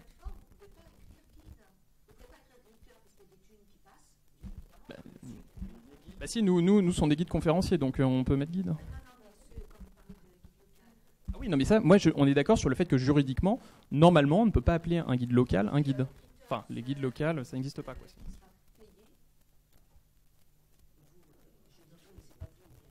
Alors, pour revenir juste à ce qu'on ramène, la première chose, c'est qu'on ramenait du business à des gens qui, en fait, on faisait un peu ce qu'on appelle du yield management, c'est-à-dire qu'on ramenait du business supplémentaire, une certaine complémentarité de revenus à ceux qui avaient soit des contrats précaires, soit des choses, ce qui permettait à plus de guides de pouvoir vivre, on va dire, de leur passion. Donc là, encore une fois, les guides conférenciers. Hein. Maintenant, je fais très attention, les guides conférenciers, de toute façon, pour nous, c'est la même chose. Mais c'était la première chose. La deuxième, c'est qu'on s'occupait de tout l'administratif. C'est-à-dire la facturation, ce genre de choses. On s'occupait aussi des flux financiers, parce que moi, c'est pas rare, même en France, d'avoir des guides qui me disent « Oula, le croisiériste m'a payé au bout de 60 jours, j'ai du mal à être payé par une chaîne d'hôtels qui est en retard. » Nous, on a des accords qui permettent d'être payés beaucoup plus rapidement. Donc le guide ne supporte pas justement ce problème de créance de « il faut attendre les 60 jours pour être payé » ou les 30 jours pour être payé. Ça dépend. Oui, mais ça, voilà, bon... D'accord, pour vous c'est 35, mais moi j'ai des guides qui me disent qu'ils attendent 60 jours de temps en temps avec des croisiéristes ou des grandes chaînes d'hôtels. Mais bon, je suis d'accord, hein, je suis d'accord avec vous, encore une fois, juridiquement, normalement vous devriez être payé en 35 jours. Bon, il y a ça. Et qui prennent aussi du coup de l'argent, enfin... Voilà, 30%. Bon, alors... Alors... Ouais, et juste donc ça c'était pour finir, donc le flux financier, l'administratif et surtout voilà, on apportait du trafic supplémentaire. Par exemple, un guide qui travaille du lundi au jeudi, on essayait de faire en sorte de le mettre sur la plateforme pour le vendredi par exemple, pour pouvoir guider plus et avoir plus de revenus. Voilà, c'était ça en fait le démarrage. Le démarrage, il était là. Question pratique, votre guide ne vient pas, votre client il fait quoi? Alors voilà, alors c'est une excellente question. Le client, quand il a effectivement, il est face à une situation comme ça, nous après, c'est notre métier, c'est-à-dire qu'on est un petit peu maintenant devenu une agence de guidage dématérialisée, c'est-à-dire que tout de suite, si le client est devant sa chaîne d'hôtel, et ça arrive, hein, ça peut arriver de temps en temps, le guide était malade par exemple, on l'a su au dernier moment, tout de suite on a remplacé, parce qu'on a une base de données aujourd'hui dans le monde qui permet de pouvoir remplacer le guide si le guide au dernier moment ne se sent pas bien, ne peut pas venir, soit le guide propose quelqu'un d'autre, comme c'est le cas dans la profession quand même depuis des années. Hein, on n'est pas là pour venir remplacer les bonnes habitudes. D'habitude, quand un guide ne vient pas, il essaye de placer un collègue, on va dire, qui a à peu près les mêmes...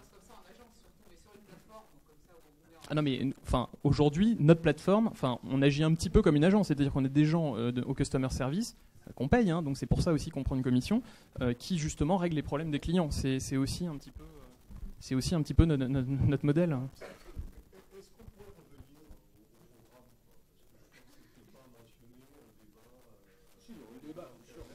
Ouais. Et puis j'aimerais savoir si les clients notent les guides.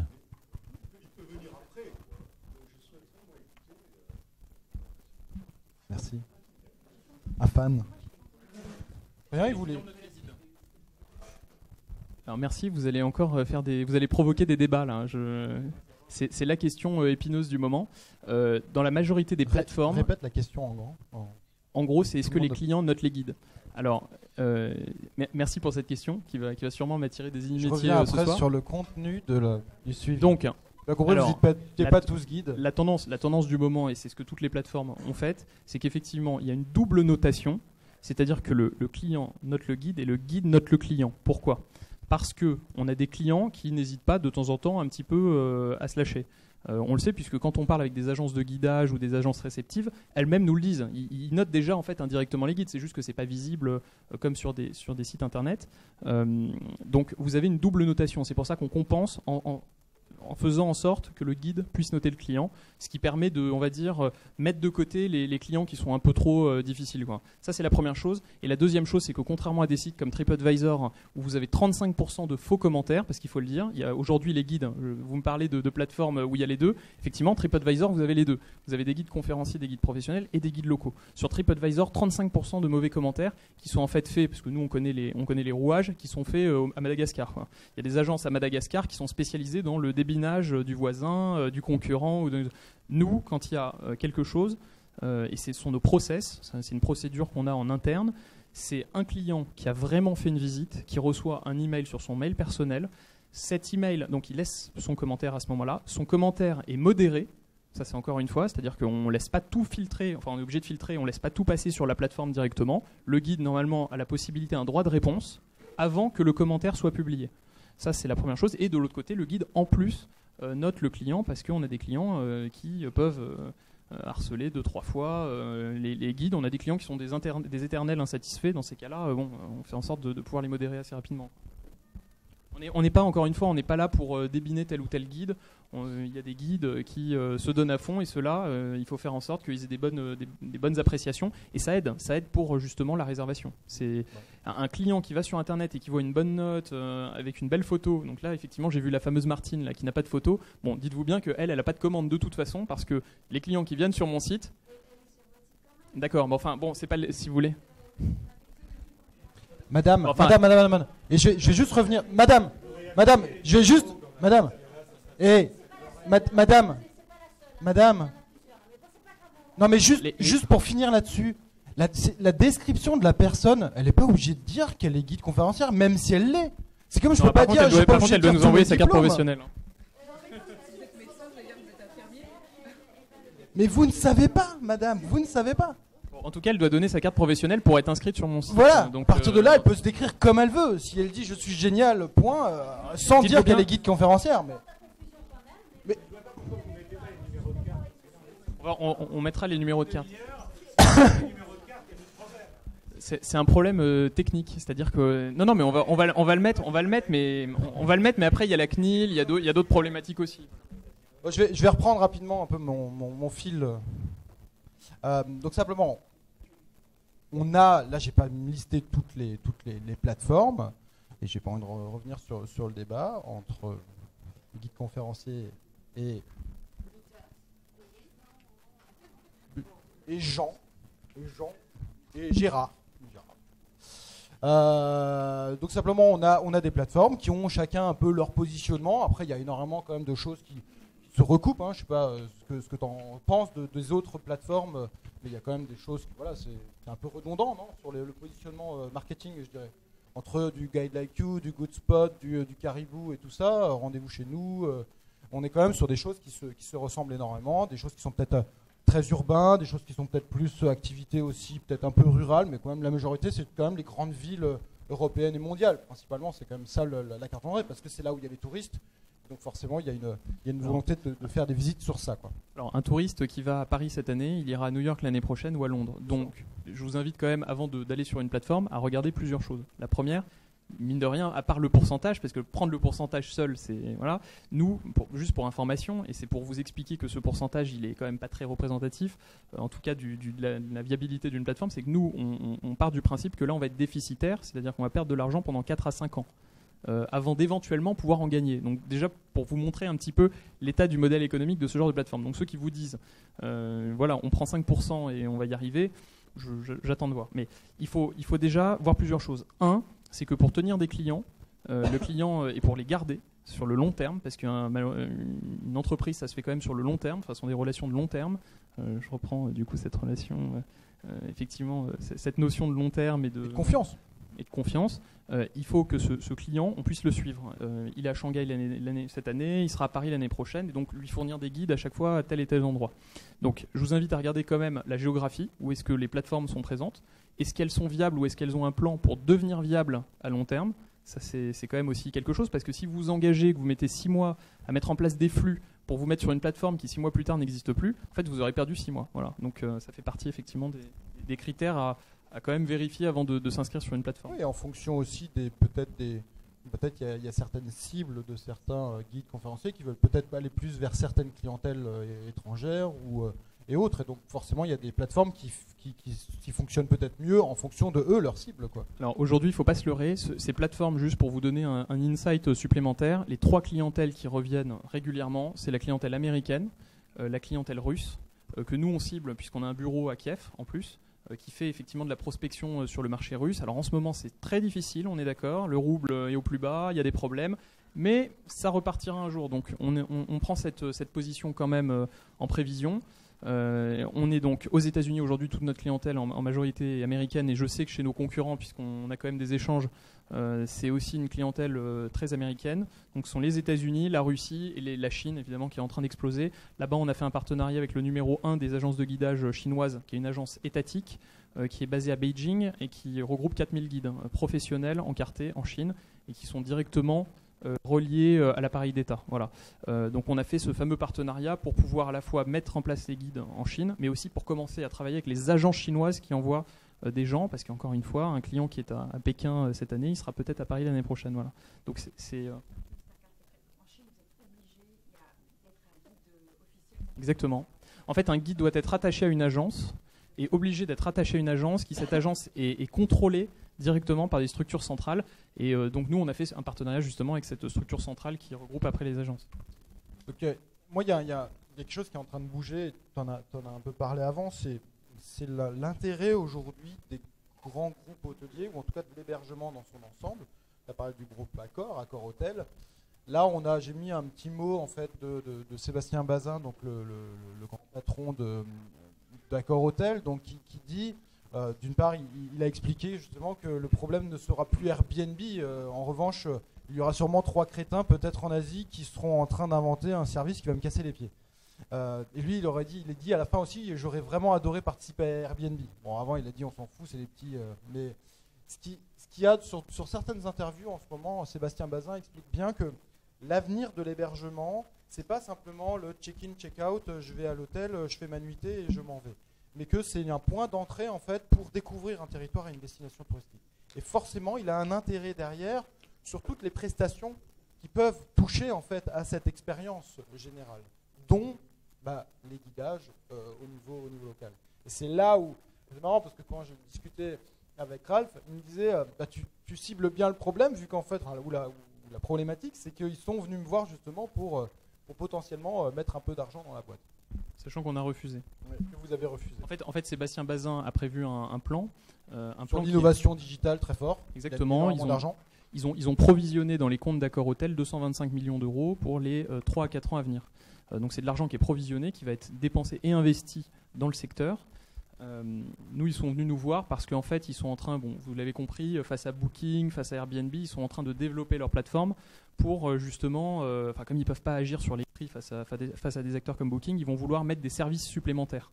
Et dans ces services supplémentaires, ils ont ciblé quelques typologies de services, dont notamment les guides. Et aujourd'hui, ils se posent la question, alors vous voyez, typiquement, comment est-ce qu'on peut agir ? Ils se posent la question, c'est aujourd'hui, soit on met une plateforme de guides conférenciers, soit on met une plateforme de guides locaux. Voilà, c'est ce que se pose comme question Accor. Nous, on discute avec eux. Moi, j'ai refusé parce qu'ils ont proposé d'investir là, pendant le dernier tour qu'on a fait. On a refusé pour des problèmes de dépendance et d'indépendance au niveau de structures de cette taille. Mais voilà, donc il faut faire très attention parce que si nous on ne prend pas la place elle sera prise par une plateforme de guides locaux.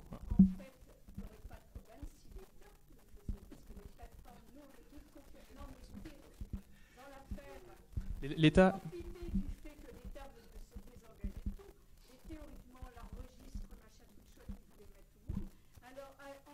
Emmanuel Macron. Alors l'État. Alors l'État à plusieurs reprises a essayé. Je ne sais plus quel est le. Voilà. Je crois que vous pourrez expliquer du coup à tout le monde ici. Ils ont mis des millions d'euros. Au total, ils ont mis des millions d'euros. Donc de l'argent du contribuable, donc de vous et de moi. Donc et de toutes les personnes qui sont ici. Ils ont mis des millions d'euros sur des projets qui ont été avortés, qui ont été nuls, qui ont eu des conséquences dramatiques parce qu'en plus elles ont. Ça a été vraiment négatif, ça s'est vraiment très mal passé. Donc aujourd'hui, on s'aperçoit quand même d'une chose, c'est que l'État, malheureusement, dans ce domaine, et surtout dans des projets IT qui sont des projets compliqués techniquement, on a besoin d'avoir une vision long terme. Et nous, c'est ce qu'on a parce que là, j'en ai pas parlé, mais dans la société, moi, je suis pas tout seul. Il y a aussi des associés. Il y a notamment un associé qui est directeur technique, qui est ingénieur, dont c'est le métier, si vous voulez, de passer des nuits blanches à coder le logiciel pour qu'il soit vite dans les écrans JC Deco au mois de mai. Donc ça, l'État peut pas le faire. Ils pourront jamais motiver quelqu'un au point de passer des nuits blanches à faire fitter une application dans les écrans JC Deco pour les guides. C'est pour les guides conférenciers. Alors, ce qui a été dit à la DGE au mois de janvier, c'est que... Alors, ce qui a été dit au mois de janvier à la DGE à propos de registres, ce sera en fait une espèce d'annuaire, ce qu'ils appellent des données froides, où ils feraient des listings des guides. Et la seule question qui se posait, excusez-moi, j'ai fini, c'était est-ce que l'on mélange ce que l'on appelle en France guide touristique avec carte ou sans carte? C'est la seule interrogation qu'il reste. Sont des données pas froides, sont des données gelées. Hein. Nous, la DGE, la DGE, juste pour vous expliquer, on en a déjà parlé au ministère de la Culture. La DGE est venue me voir en me disant bon, est-ce que vous seriez d'accord pour nous payer ces données? Inutile de vous dire qu'on les a renvoyées, dans les cordes, parce qu'il est hors de question de payer à la DGE quoi que ce soit. Quoi. Sont des données publiques. Nous, par exemple, au Brésil, c'est le ministère du tourisme brésilien qui est venu nous voir avec les listings en nous disant voilà, on est prêt à vous aider pour faire en sorte que la plateforme puisse faire que des guides professionnels au Brésil. Donc, on va pas aller voir, on va pas commencer à payer à la DGE des listings. Oh, ça paraît bizarre. Et moi, par rapport à ça, je pense que Bazin il s'est intéressé à cette question aussi parce qu'il y a Airbnb qui a lancé son service Airbnb Experience, qui est justement... Oh, c'est partout. Ouais, c'est le démarrage, mais en tout cas, il y a une volonté... un peu. En tout cas, il y a des propositions. Après, est-ce que ça marche ou pas? Je n'ai pas forcément les résultats. Mais dans tous les cas, ouais, ils ont quand même la communauté derrière... quand même assez nombreux aujourd'hui à utiliser Airbnb. Forcément, ils apportent derrière ce service additionnel qui est de découvrir la ville avec une personne. Après, je pense que là, on est sur des guides pas forcément professionnels avec Airbnb. Je ne sais pas si tu sais, on est guide local, général. Ouais. Mais en tout cas, quand tu vois ces acteurs, ces gros acteurs qui arrivent sur la place de ce genre de plateforme, tu le vois comment, toi? Alors justement, c'est justement ce que je viens de vous expliquer sur Accor Hôtel, qui a le choix aujourd'hui entre mettre une plateforme de guides locaux ou une plateforme de guides conférenciers. Et nous, notre métier, il est là pour venir aider et pousser les guides conférenciers. Est-ce qu'on peut juste revenir une slide en arrière, si ça ne te dérange pas? Je vais vous montrer quel a été le dernier deal d'Airbnb. Le dernier deal d'Airbnb en Espagne, c'est avec cet acteur qui s'appelle Trip4Real, qui est une plateforme de guides locaux. Airbnb a signé un partenariat et ça a été mis en place. Hein. Vous pouvez en Espagne réserver une nuitée. Dans le mail de confirmation de commande, une fois que vous aurez réservé votre nuitée, vous allez avoir une proposition de guide local. Donc partout où Meetrip ne va pas réussir à implanter des guides conférenciers, dites-vous bien que ce seront des guides locaux qui seront implantés. Et on en parle avec Accor. Là, c'est Airbnb qui, en Espagne, a placé Trip4Real parce que Trip4Real est une société qui était basée à l'époque à Barcelone. Nous, on discute avec Air France qui est en train de mettre en place, qui vient de mettre en place un deal avec Cities. Nous, on veut venir se positionner derrière. Carlson Wagonlit, c'est la même chose. On est en train de rentrer directement dans leurs applications qui sont CW2To-Go et WorldMate.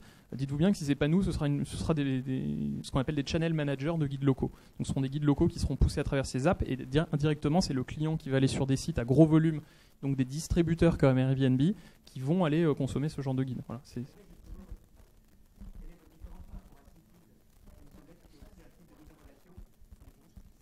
Alors Cities, ils sont plus maintenant basés sur le marché des activités. Donc en fait, Cities est plus en concurrence avec par exemple une société qu'on peut appeler Get Your Guide, qui a un nom un peu trompeur puisque finalement ils font plus de guides. Ils en ont fait dans le passé, ils ont commencé par là et ils se sont mis sur le marché des activités touristiques. Donc par exemple Cities, pour schématiser, c'est une très belle société. Cities, vous allez plutôt avoir tendance à commander par exemple des fast pass Tour Eiffel. Voilà. C'est plus ce que vous allez commander sur la société. Oui, mais par contre, vous n'aurez pas la photo du guide. Vous allez réserver une visite du musée du Louvre, point barre, et vous ne savez pas ce qu'il y a derrière. On ne sait pas avec qui. On ne sait pas avec qui. Alors j'imagine évidemment que si c'est une visite au musée du Louvre, ce sera avec un guide conférencier, enfin j'espère. Ah oui, mais je suis d'accord. Oui, Viator, ils ont les deux. Hein. Viator, ils mettent des guides conférenciers et des guides locaux. C'est là où on se différencie aussi par rapport à Viator, et c'est là où en fait aux États-Unis, quand on parle avec la NFTGA, en fait la NFTGA était très déçue de Viator parce qu'il y a quelques années Viator est allé les voir en disant on va mettre que des guides professionnels, au début ils ont marché avec main dans la main avec Viator, et en fait Viator du jour au lendemain a vu qu'il y avait plus de potentialité avec des activités et des guides locaux, et du coup ils ont commencé à mettre des guides locaux, et là les guides américains ont dit stop, on arrête. Et quand nous on est arrivé, puisqu'on était à la conférence de Washington là, il y a 3-4 semaines, voilà, on a été accueillis les bras ouverts. Ils nous ont dit bon voilà, on veut que des guides conférenciers. Si vous nous le certifiez, on travaille avec vous. Voilà, c'est pour ça que on a réussi un petit peu là où Viator avait un peu dévié.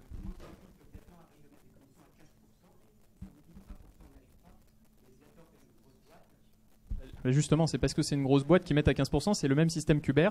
On descend les commissions, on sort tout le monde du marché, et le jour où il y a un peu moins de gens, on remonte. C'est exactement comme ça que ça va se passer. Et en plus, après, nous, on n'a pas le même... En fait, on n'est pas tout à fait identique, on va dire, à quelqu'un comme Viator. Viator est un distributeur, c'est-à-dire que Viator, son métier, c'est d'aller faire du marketing et récupérer énormément de gens. Nous, on est aussi ce qu'on appelle, alors désolé, je vais peut-être aller dans le technique, mais ce qu'on appelle un channel manager, c'est-à-dire que nous, on s'occupe des guides conférenciers, on vérifie les cartes, et après, on passe par des réseaux de gens qui eux-mêmes sont des professionnels, donc des chaînes d'hôtels comme Accor, des travel agencies comme Carlson Wagonlit, qui eux ont un besoin de sécurité, qui ont envie d'avoir des guides, conférenciers, tout simplement parce que c'est aussi une sécurité. Voilà. C'est un guide local. Il n'était pas guide il y a, enfin excusez-moi encore une fois, où il n'y a pas d'appellation guide local, mais ce qu'on appelle vulgairement un guide local, il y a 3 mois il ne l'était pas, dans 3 mois si ça se trouve il ne le sera pas non plus. Il peut planter n'importe quel client, il n'en a rien à faire. Alors que vous voyez bien que Carlson Wagonlit ne vont pas s'amuser à donner à leurs clients, à leurs gros clients B2B, oui, on va vous mettre un guide local, c'est pas possible. Ça, par contre, on a quand même encore un peu d'avance, on va dire, sur des segments traditionnels qui demandent une certaine sécurité. Et je pense qu'il y a des zones en plus dans le monde où il y a un besoin de sécurité. Hein. On est présent dans des pays comme l'Afghanistan. Autant vous dire que là-bas, dès qu'il y a un guide, faut que tout soit bien cadré, quoi. Mais c'est pas flippant justement de voir des Airbnb développer justement ces systèmes-là, parce qu'ils ont quand même des moyens justement pour y aller très fortement et très facilement, et de pas forcément limite s'en foutre si c'est des guides locaux ou si c'est des guides conférenciers, parce que c'est un peu leur modèle au final. Alors Airbnb a essayé, ils ont arrêté le programme, ils ont essayé à un moment de monter en interne une plateforme de guides, ils ont beaucoup rachètent après des boîtes au niveau local. Ils ont dans l'idée, moi je sais qu'en ce moment je parle beaucoup avec Airbnb. Okay. Airbnb France alors Airbnb Europe, okay. EMEA. Okay. Voilà, il y a quelqu'un qui s'occupe de cette zone-là. Okay. On parle avec eux. Pourquoi ? Parce que nous, encore une fois, notre métier, et c'est pour ça que je le vis très mal de temps en temps quand j'ai certaines critiques, parce que mon métier, c'est d'aller pousser les guides conférenciers là où finalement c'était les guides locaux qui arrivaient. Tu plaidoyer au final pour essayer justement d'amener ça et d'amener un truc plus éthique au final. C'est pas forcément, alors ça c'est encore une autre notion, les éthiques, mais on essaye. Moi, mon quotidien, c'est de défendre un peu la profession. Enfin, ça peut paraître bête, hein, ça va vous dans l'intérêt commun. Je pense que c'est dans l'intérêt commun. Enfin, je vois pas de. C'est la main invisible d'Adam Smith. Mais il pourrait faire le choix de faire tous les guides. Je pourrais très bien faire des guides locaux. Oui. Enfin, les gens appellent des guides locaux. Je sais pas. Aujourd'hui, les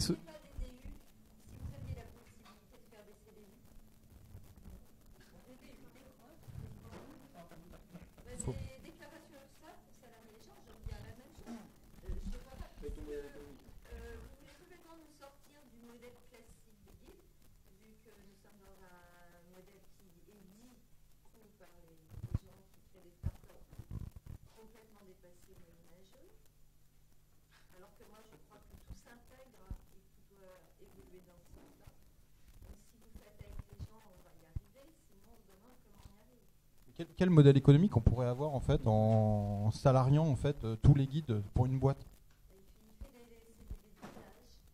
Ah oui. Alors on fonctionne pourquoi ? On fonctionne parce qu'on a une énorme base de données, c'est-à-dire qu'on est capable à n'importe quel endroit du monde, en temps réel quasiment, de donner à nos clients des guides dans telle ou telle langue. Voilà, c'est ça notre métier. Donc ça veut dire que demain, je dois salarier 10 000 guides dans le monde entier. Est-ce que vous imaginez au niveau économique ce que ça implique? C'est impossible. Et il y a des pays où les guides ne veulent pas être salariés par Meetrip. Il y a des pays où ils se servent de Meetrip pour pouvoir complémentariser leurs revenus. C'est-à-dire qu'encore une fois, ils travaillent du lundi au jeudi, par exemple. Je prends un exemple bête, mais dans certains pays, par exemple d'Amérique latine, ils travaillent du lundi au jeudi et ils ne veulent Meetrip que pour placer leur visite à eux le vendredi. Donc en fait, on est...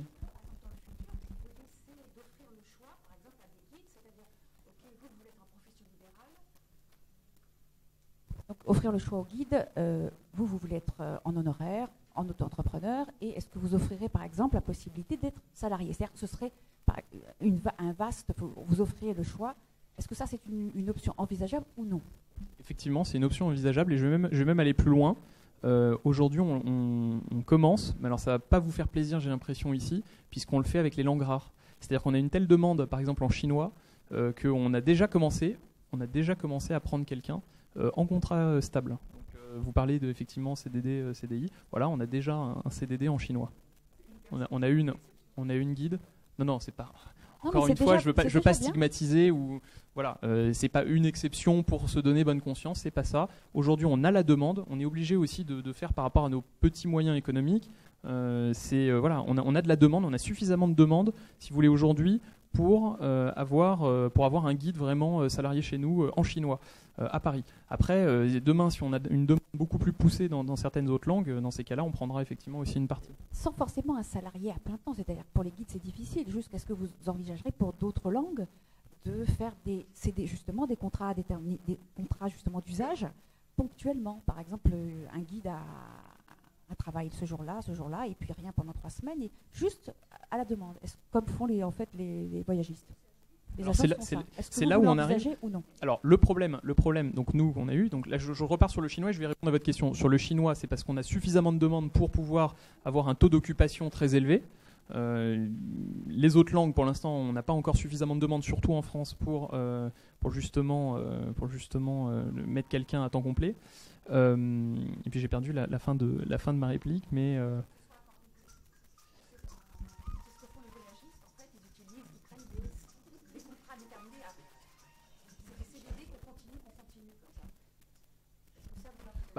encore une fois, oui, on l'envisage. Maintenant, en fait, ça va vraiment dépendre de la demande. Mais après, nous, on a regardé aussi quelque chose dans le passé que j'ai eu avec ma précédente entreprise, c'est que l'offre et la demande, c'est quelque chose d'assez étonnant. C'est que les gens ont tendance à penser que c'est la demande qui crée l'offre, alors qu'en fait, dans les marketplaces, il y a des moments où c'est l'offre qui crée la demande. Donc, ça peut paraître pas forcément évident. Moi, je vous donne un exemple. J'étais dans la pâtisserie avant et on travaillait avec Le Nôtre, Angelina, enfin la pâtisserie des rêves, des pâtisseries qui sont quand même bien établies. Et si vous voulez, on n'avait pas d'éclairs et il n'y avait pas de demande en éclairs. Et du jour au lendemain, on a mis sur la plateforme 2 sociétés qui faisaient des éclairs. Et du jour au lendemain, ça a été le produit qui a été le plus consommé sur la plateforme. Donc en fait, moi j'ai tendance à dire, augmentons l'offre et vous verrez la demande tôt ou tard va suivre, parce que s'il y a une demande très claire et très puissante sur le site, derrière les gens vont vouloir commander.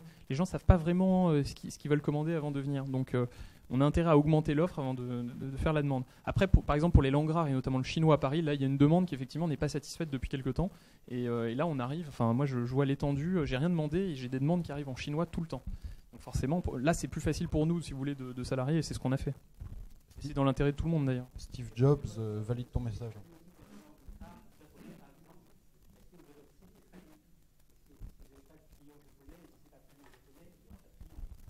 Alors le japonais est en cours de traduction. On a 10 langues aujourd'hui. On a 10 langues. Le japonais et le polonais arrivent là la semaine prochaine. Non, mais vous voyez comme quoi. On a 10 langues. On a le chinois, l'arabe, enfin on a plein. Sur cet article-là qui est sorti ce matin, on en a parlé un petit peu, mais c'est ça, c'est aujourd'hui, 18. On en est où par rapport à cette question et par rapport à cette lettre-là qui a été remise? Vous n'êtes pas au courant? Non, mais nous, on a cette info depuis... La lettre au Premier ministre, elle a été envoyée au mois de novembre. La réponse. Non, mais la réponse, on l'a eu au moins il y a 3 semaines. Ouais, mais je sais pas, c'est parce que c'était un article de ce matin, c'est tout. Oui, mais la réponse, on l'a eu déjà.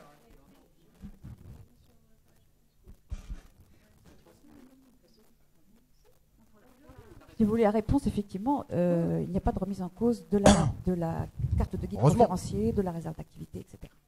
Ça a été confirmé hier. Et après, aujourd'hui, les...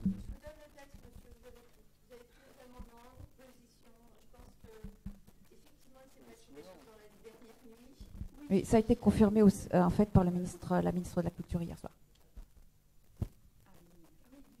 Ok.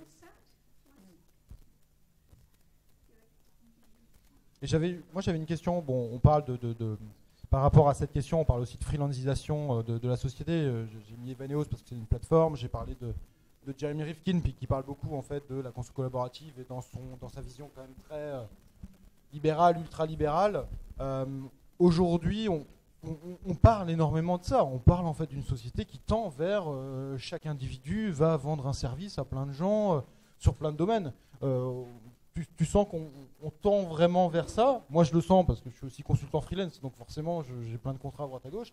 Mais on sent quand même qu'au niveau de nouvelle génération, qu'on a cette vision-là où, voilà, on n'est plus forcément sur une vision de salariat classique, basique. Tu sens que ça évolue et que derrière on tend vers ça vraiment. C'est une question très philosophique, mais au final. En fait, c'est une question de rhétorique puisque les chiffres, de toute façon, les statistiques le montrent. Il y a de plus en plus de gens qui sont de plus en plus indépendants. Alors, est-ce que c'est bien, est-ce que c'est mal? Ça, après, c'est un autre débat. Ils sont, voilà, c'est-à-dire que aussi, les plateformes, c'est pas nous qui avons créé effectivement cette précarisation et les grandes structures qui avant salariaient et qui ne salarient plus aujourd'hui. C'est juste.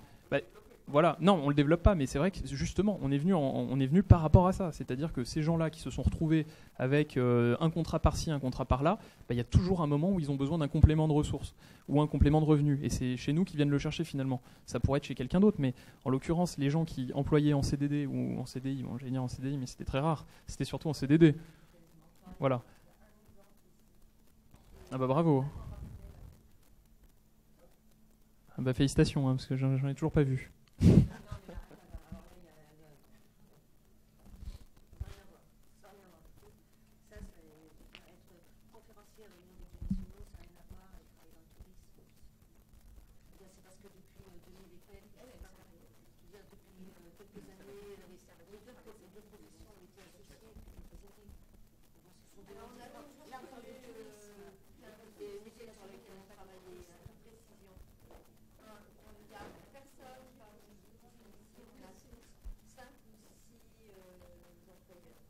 Donc en fait, vous justifiez toute seule ce que ce...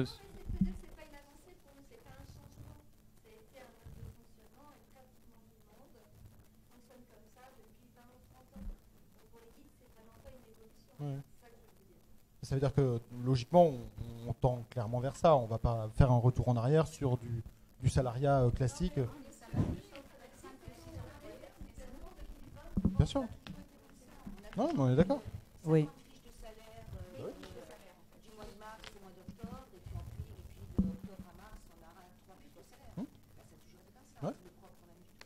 Oui, on a plusieurs salariés. Oui. Donc on travaille avec beaucoup de monde. Et notre métier a toujours été précaire. Mais maintenant, avec des plateformes comme ça devient encore plus précaire parce que on doit donner une commission de 20%. Donc c'est sur notre salaire. Parce que si on rajoute encore les 20% que la plateforme va prendre, ça fait qu'on est inaccessible. Et dès là, ces succès qu'ils ont tous ces guides qui ne sont pas guides, qui demandent des salaires beaucoup plus bas. Et en revenant aux critères, les mêmes choses, les présentations, ces personnes qui font des visites et qui disent on est gratuit, on ne nous paye pas, c'est faux, parce qu'on est obligé de laisser un pourboire, on laisse un pourboire. La guide, oui, j'ai suivi des visites tout l'été.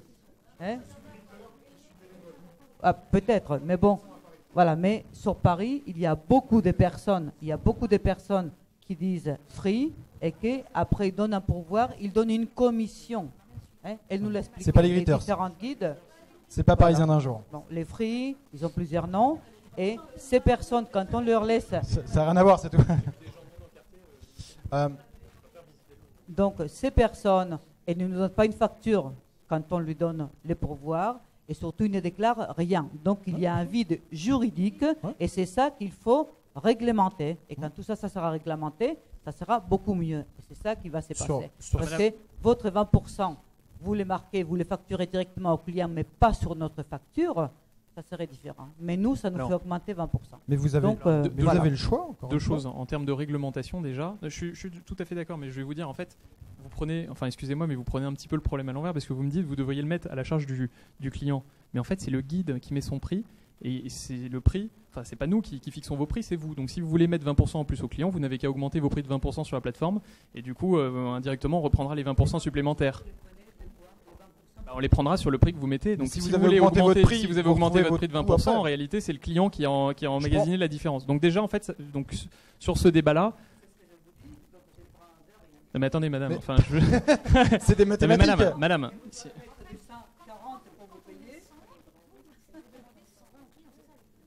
Bah non, nous, ce Non. qu'on fait, c'est que le guide fixe son prix. Son prix. C'est-à-dire que si vous voulez toucher 100, vous allez Bah, mettre, enfin un peu moins de 120. Si vous voulez toucher 80, vous allez mettre 100. Voilà. Donc vous augmentez tout simplement votre prix, c'est tout. Mais c'est logique, il offre Enfin- un service, il vous apporte du client. Enfin, en attendant, mais ils le savent. Mais si vous voulez, en fait, un autre truc sur la réglementation, il n'y a pas besoin de tout le temps réglementer. Je veux dire, tout le monde sait qu'il y a un droit de parole dans les musées, et pourtant la pratique fait que, j'en parlais à l'instant, la pratique fait qu'aujourd'hui, il y a des gens au musée du Louvre, alors qu'ils n'ont pas le droit de parole, font visiter des groupes. Donc, enfin, je veux bien réglementer à tout va. Ah, mais si, ça arrive, hein. Si, ça arrive. Ça arrive. C'est illégal, mais ça arrive. A priori, pour le Louvre, il y a des Et contrôles. moi, qui je vous se parle des font. groupes clandestins A priori, qui font au Louvre, faire il y a les des visites. contrôles qui se font par les gardiens. Et à ma connaissance, il n'y a pas de guide sans carte qui guide au Louvre. En ce qui concerne les greeters ne guident pas au Louvre. C'est gratuit. Dans la charte des greeters, il est écrit que les pourboires peuvent être donnés, mais à l'association des greeters et non pas au guide lui-même.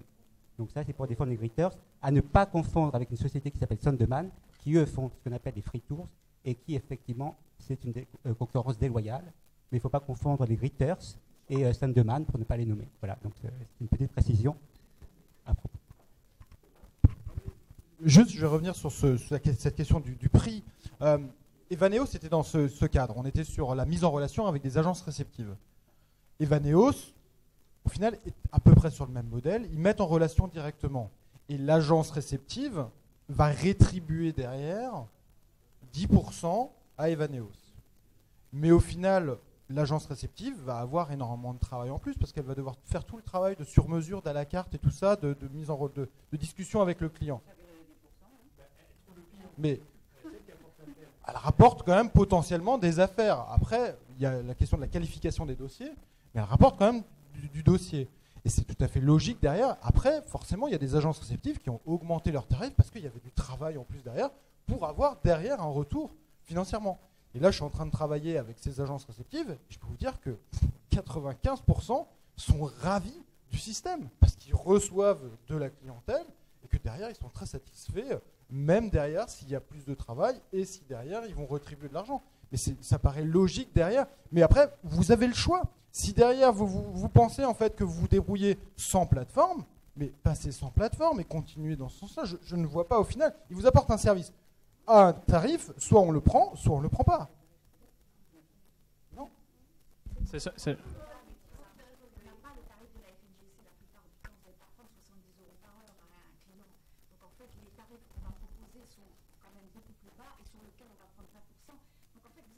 veut dire quoi? Ça veut dire, parce que je connais pas forcément tout le milieu. Ça veut dire que vous êtes réglementé sur le tarif? Non, justement, en fait, un tarif de 70 € par heure n'est pas possible.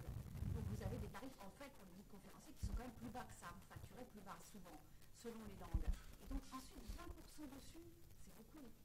Nous, ça nous fait... C'est-à-dire que, en fait, voilà, c'est ça, les plateformes, c'est bien, mais l'idée est bien. Donc concrètement, sur une balade... Non mais concrètement, ça veut dire que vous n'êtes pas capable de monter le prix, et ça veut dire qu'il ne sera pas pris par le client? Mais...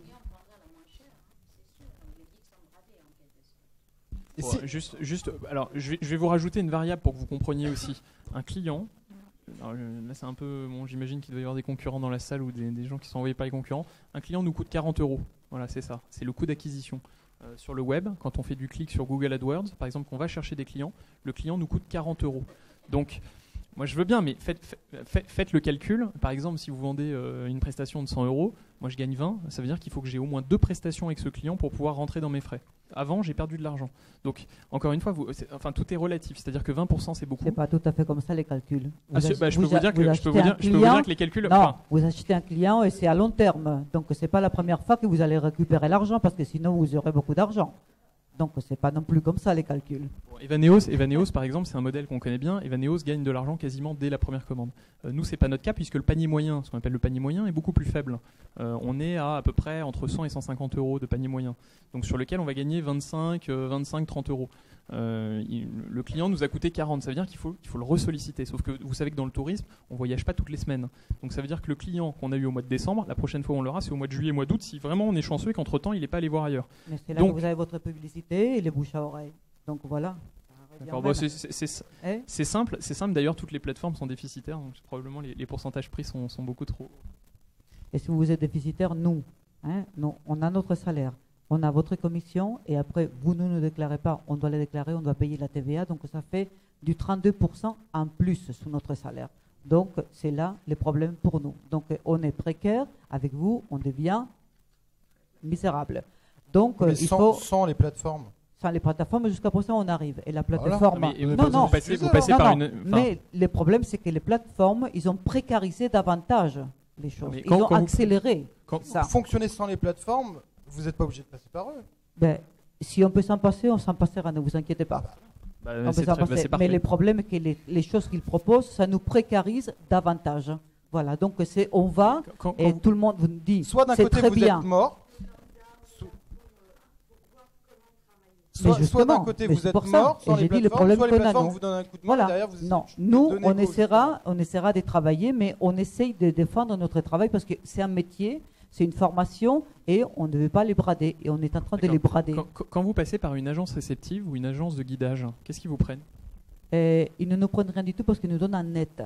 Et c'est eux qui s'occupent de la déclaration et c'est eux qui s'occupent des papiers. Donc, on veut pour avoir la même chose avec vous, voilà, il faut rajouter, pour avoir la même chose, le même salaire, il faut rajouter 32%. Moi, je suis prêt à benchmarker avec vous ce qu'une agence de guidage traditionnelle vous prend et nous, de ce qu'on pourrait prendre du coup en conséquence. Il n'y a pas de problème.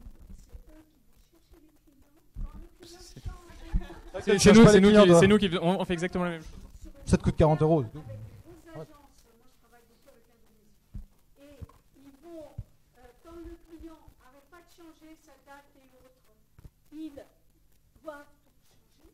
Et en général, quand ils nous annulent, ils essaient de nous donner un autre service, un autre jour. Donc il y a une je crois que vous êtes en train de décrire mon métier parce que en fait, je vous invite vraiment à venir voir le service client qui est à l'étage parce qu'en fait, on passe nos journées. On est en train effectivement de devenir une agence de guidage.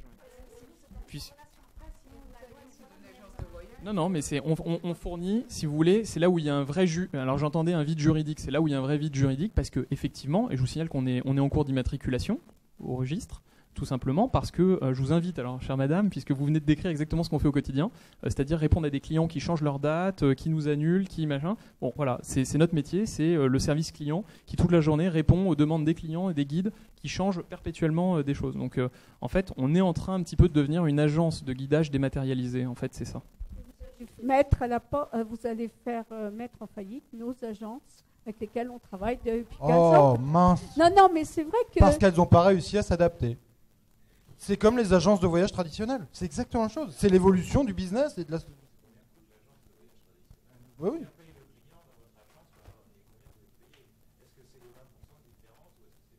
Normalement, ils prennent... tout avec le fait qu'ils payent, ils font le bulletin de salaire et tout, ils prennent le double de ce qu'on reçoit. Alors voilà. Mais ils font tout. Ils font tout. Et la réponse, et nous on prend 20%. Ils nous déclarent. Ils nous déclarent. Que lui, il n'a pas de charge sociale.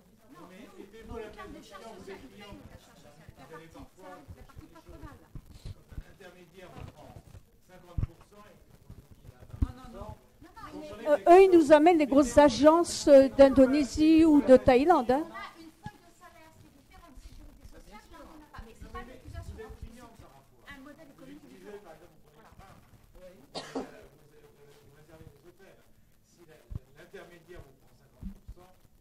pas ce qu'il a dit. 20%, il ne déclare pas, rien à voir. Mais c'est pas ce qu'elle a dit, monsieur.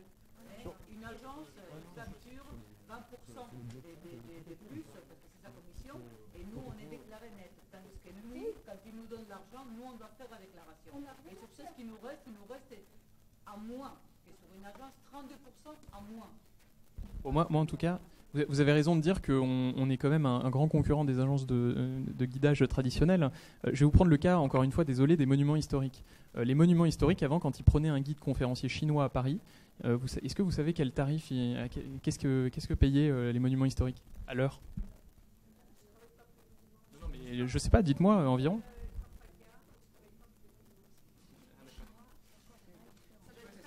D'accord. 270 € de l'heure, c'est ce qu'ils payaient jusqu'à maintenant pour avoir un guide chinois conférencier par heure. 270 €.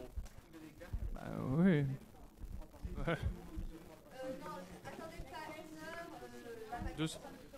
Ouais. En vacation, 270 €. On est à 220 €. Donc voilà, le client. On est.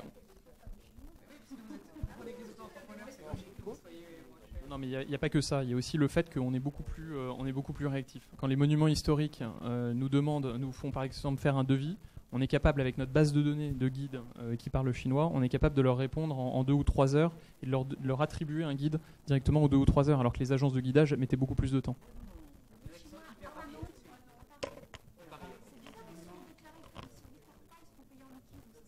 Bah non, là, je peux vous dire qu'ils sont déclarés.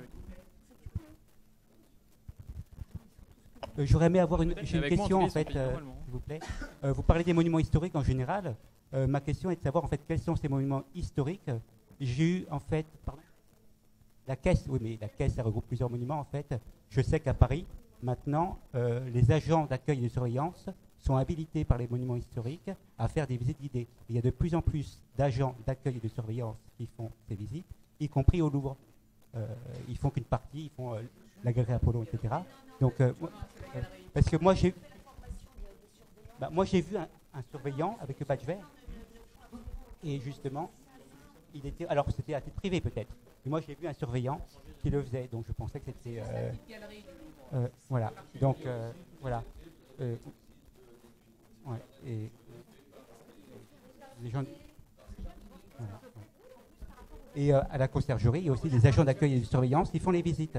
Donc c'est pour ça que je suis étonné quand vous dites qu'ils font appel à Mitrip, voilà, alors qu'ils ont déjà du personnel chez eux.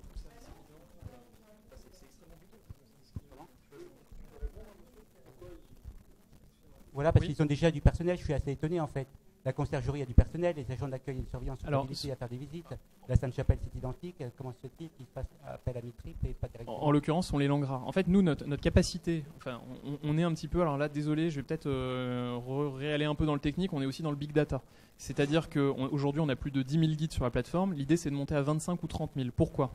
Pas pour avoir la collection la plus étendue, mais tout simplement pour être en mesure, si vous voulez, grâce à des procédés techniques, donc des SMS, des emails qui partent très très vite, de pouvoir répondre très rapidement à des demandes d'agences de voyage. Vous parlez des agences de voyage. Les agences de voyage commencent à passer par Mitrip, les agences notamment étrangères, pour justement tous leurs besoins en guide.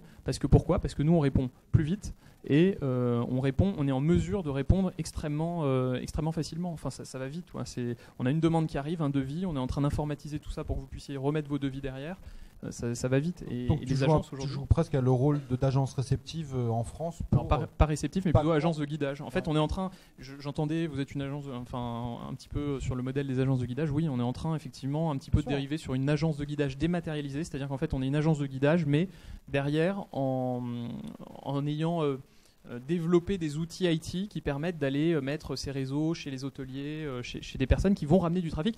Et je pense qu'aujourd'hui, c'est pas incompatible parce que nous, on va ramener du trafic supplémentaire, on va augmenter la taille du marché. Enfin, désolé de parler encore d'un point de vue économique, mais aujourd'hui, il y a peut-être ça de réservation, mais parce qu'il y a aussi un manque de visibilité. Et cette visibilité, on contribue à l'augmenter au quotidien.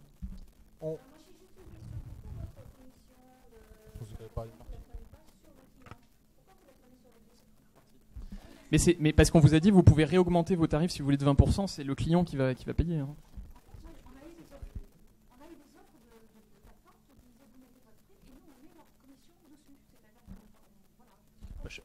Chacun fait comme il veut. Nous, on a dit le guide est libre de mettre le prix qu'il veut, et nous, on prend 20%. Voilà, c'est... Alors Airbnb prennent des deux côtés.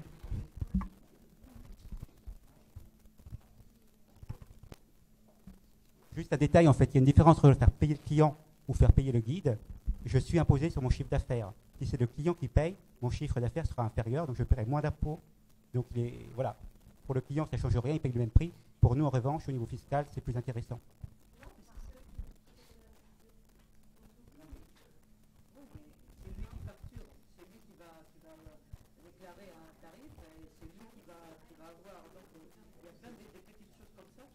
On va demander à la Cour des comptes de nous faire un rapport là-dessus.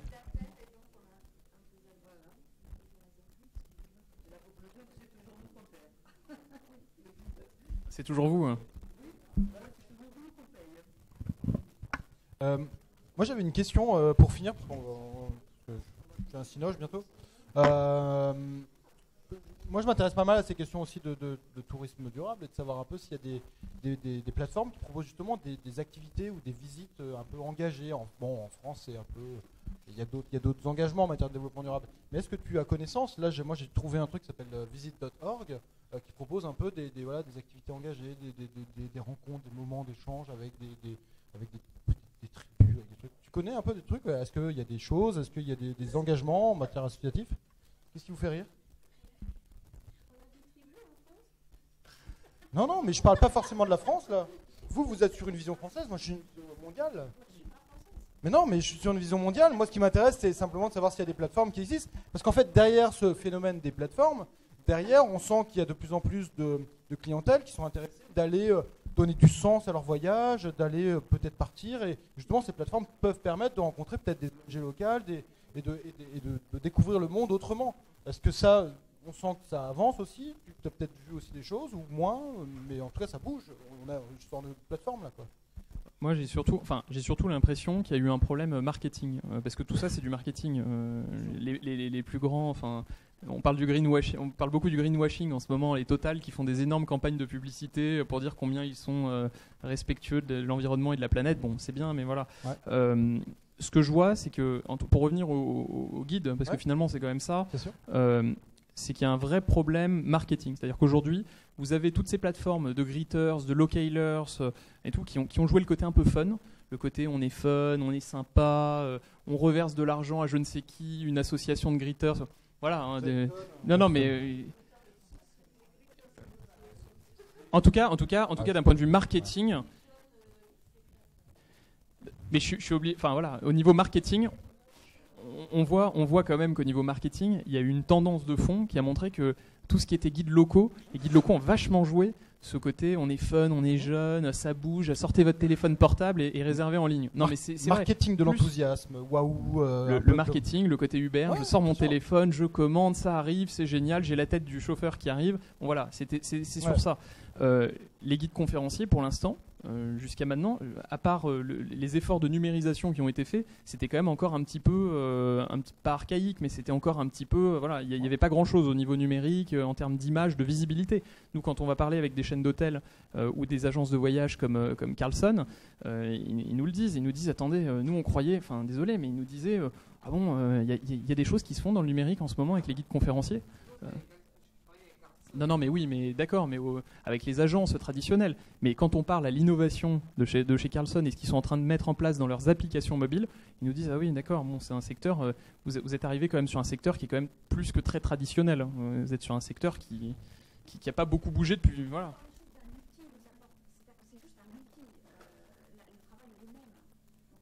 Le travail reste le même. Ouais, mais il est.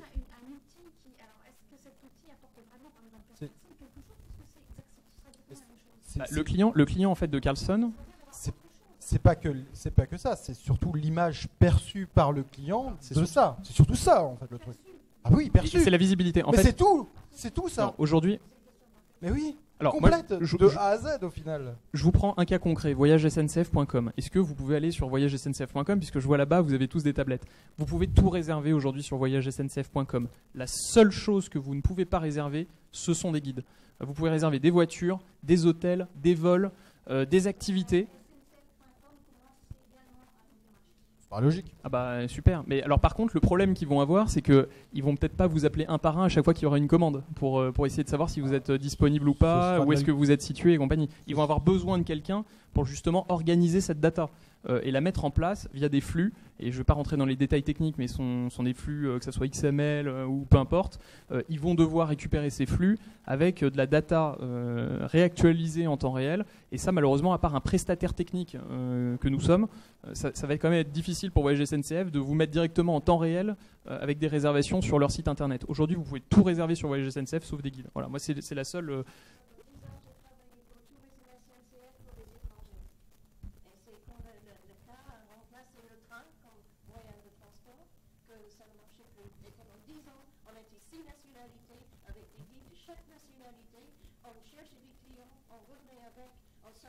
Toute la semaine, on s'en occupait de tout. Et c'était quand le car a remplacé le train comme moyen de transport le plus exploité à ce moment-là. Maintenant, c'est peut-être des avions low cost. Et pendant 10 ans, j'ai travaillé pour Tourisme SNCF pour faire venir les étrangers en France. Oui, mais si vous regardez. Oui, ils l'ont fait, mais ils vont le refaire parce que nous, on va venir s'installer quoi qu'il arrive. Mais après, moi, je vous prends tous les. Par exemple, on repart sur Carlson. Carlson, qu'est-ce qui se passe ? Les clients Carlson, quand ils ont une application, donc du coup, vous devez connaître.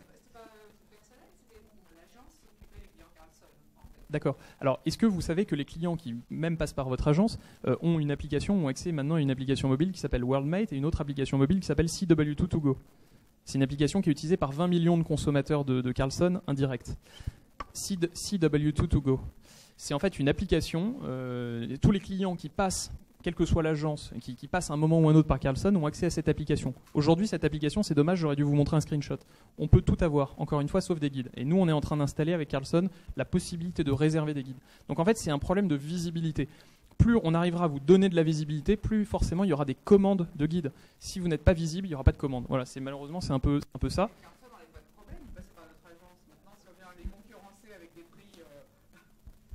Non, parce que non, mais ils le font déjà. Ils continuent de travailler avec leur réseau d'agences traditionnelles. C'est juste que cette application, elle est plus pour de la réservation un peu supplémentaire. Ils l'utilisent pas en moyen principal. C'est pas du tout en moyen principal. C'est une fois que vous êtes sur place, par exemple, vous êtes là pour 3 jours, vous allez avoir cette fameuse application, et là, vous allez pouvoir vous dire, peut-être que pour demain ou après-demain, je peux essayer de trouver un guide qui est disponible dans les parages. Écoutez, bon, alors, ça veut dire que Carlson n'a pas besoin de nous, chose. Je pense pas que ce soit ça. Je pense que c'est surtout qu'aujourd'hui, le consommateur qui a accès à cette application, qui est un vrai service au consommateur, lui permet de réserver des voitures, lui permet de faire beaucoup de choses, de commander des produits différents en plus de son voyage qui a déjà été payé et organisé. Et dedans, on rajoute juste une chose supplémentaire, c'est la possibilité de réserver en plus des guides conférenciers. Voilà,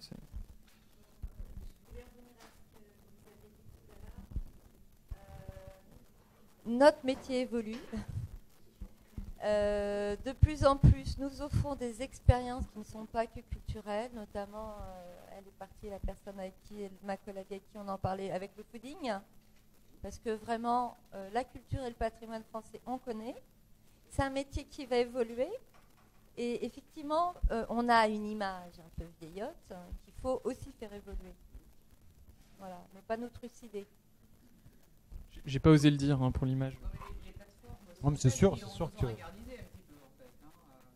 C'est pas nous qui vous avons ringardisé. Je pense qu'on est surtout, nous, notre métier, encore une fois, c'est toute la journée de vous faire de la visibilité supplémentaire. Moi, quand je passe mes journées chez les clients, c'est pour apporter de la visibilité supplémentaire. C'est pas pour ringardiser telle ou telle personne.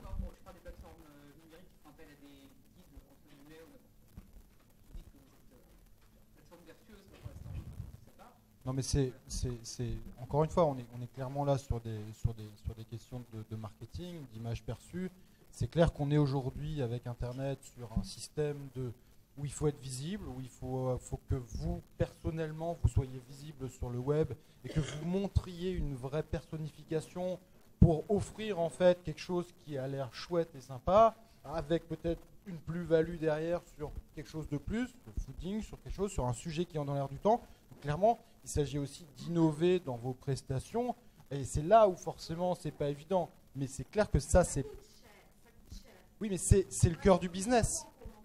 Oui, mais c'est le cœur du business au final, aujourd'hui. Parce que si vous n'y oui, mais vous êtes en fait à chaque fois des entreprises individuelles et vous devez forcément innover pour avancer, pour répondre aux nouvelles attentes du marché. Oui, mais c'est le rôle de tout business, que ce soit individuel ou grosse boîte. Et ça, c'est clair qu'aujourd'hui, on est encore plus là-dedans parce qu'avec le web, la concurrence, elle est devenue complètement folle. Parce que et oui, mais c'est bien. Mais c'est bien de prendre conscience et d'avancer. Mais en tout cas, c'est clair que le sujet, il est là. Les plateformes vont vous apporter des solutions, mais c'est à vous après de négo sur les positions. Et ça va être important. Ça, c'est votre deal. Et je vous invite à... Parce qu'il va être l'heure et quand même, on a une vie. Hein. Mais je vous remercie énormément d'être venus. On n'a jamais eu autant de monde ici, donc je suis très content. J'espère que voilà, on a pu débattre. Et on vous invite à boire un petit verre là-bas pour continuer la discussion pour ceux qui veulent. Voilà. Merci beaucoup et à bientôt. Et si vous voulez continuer à venir à d'autres meet-up, n'hésitez pas.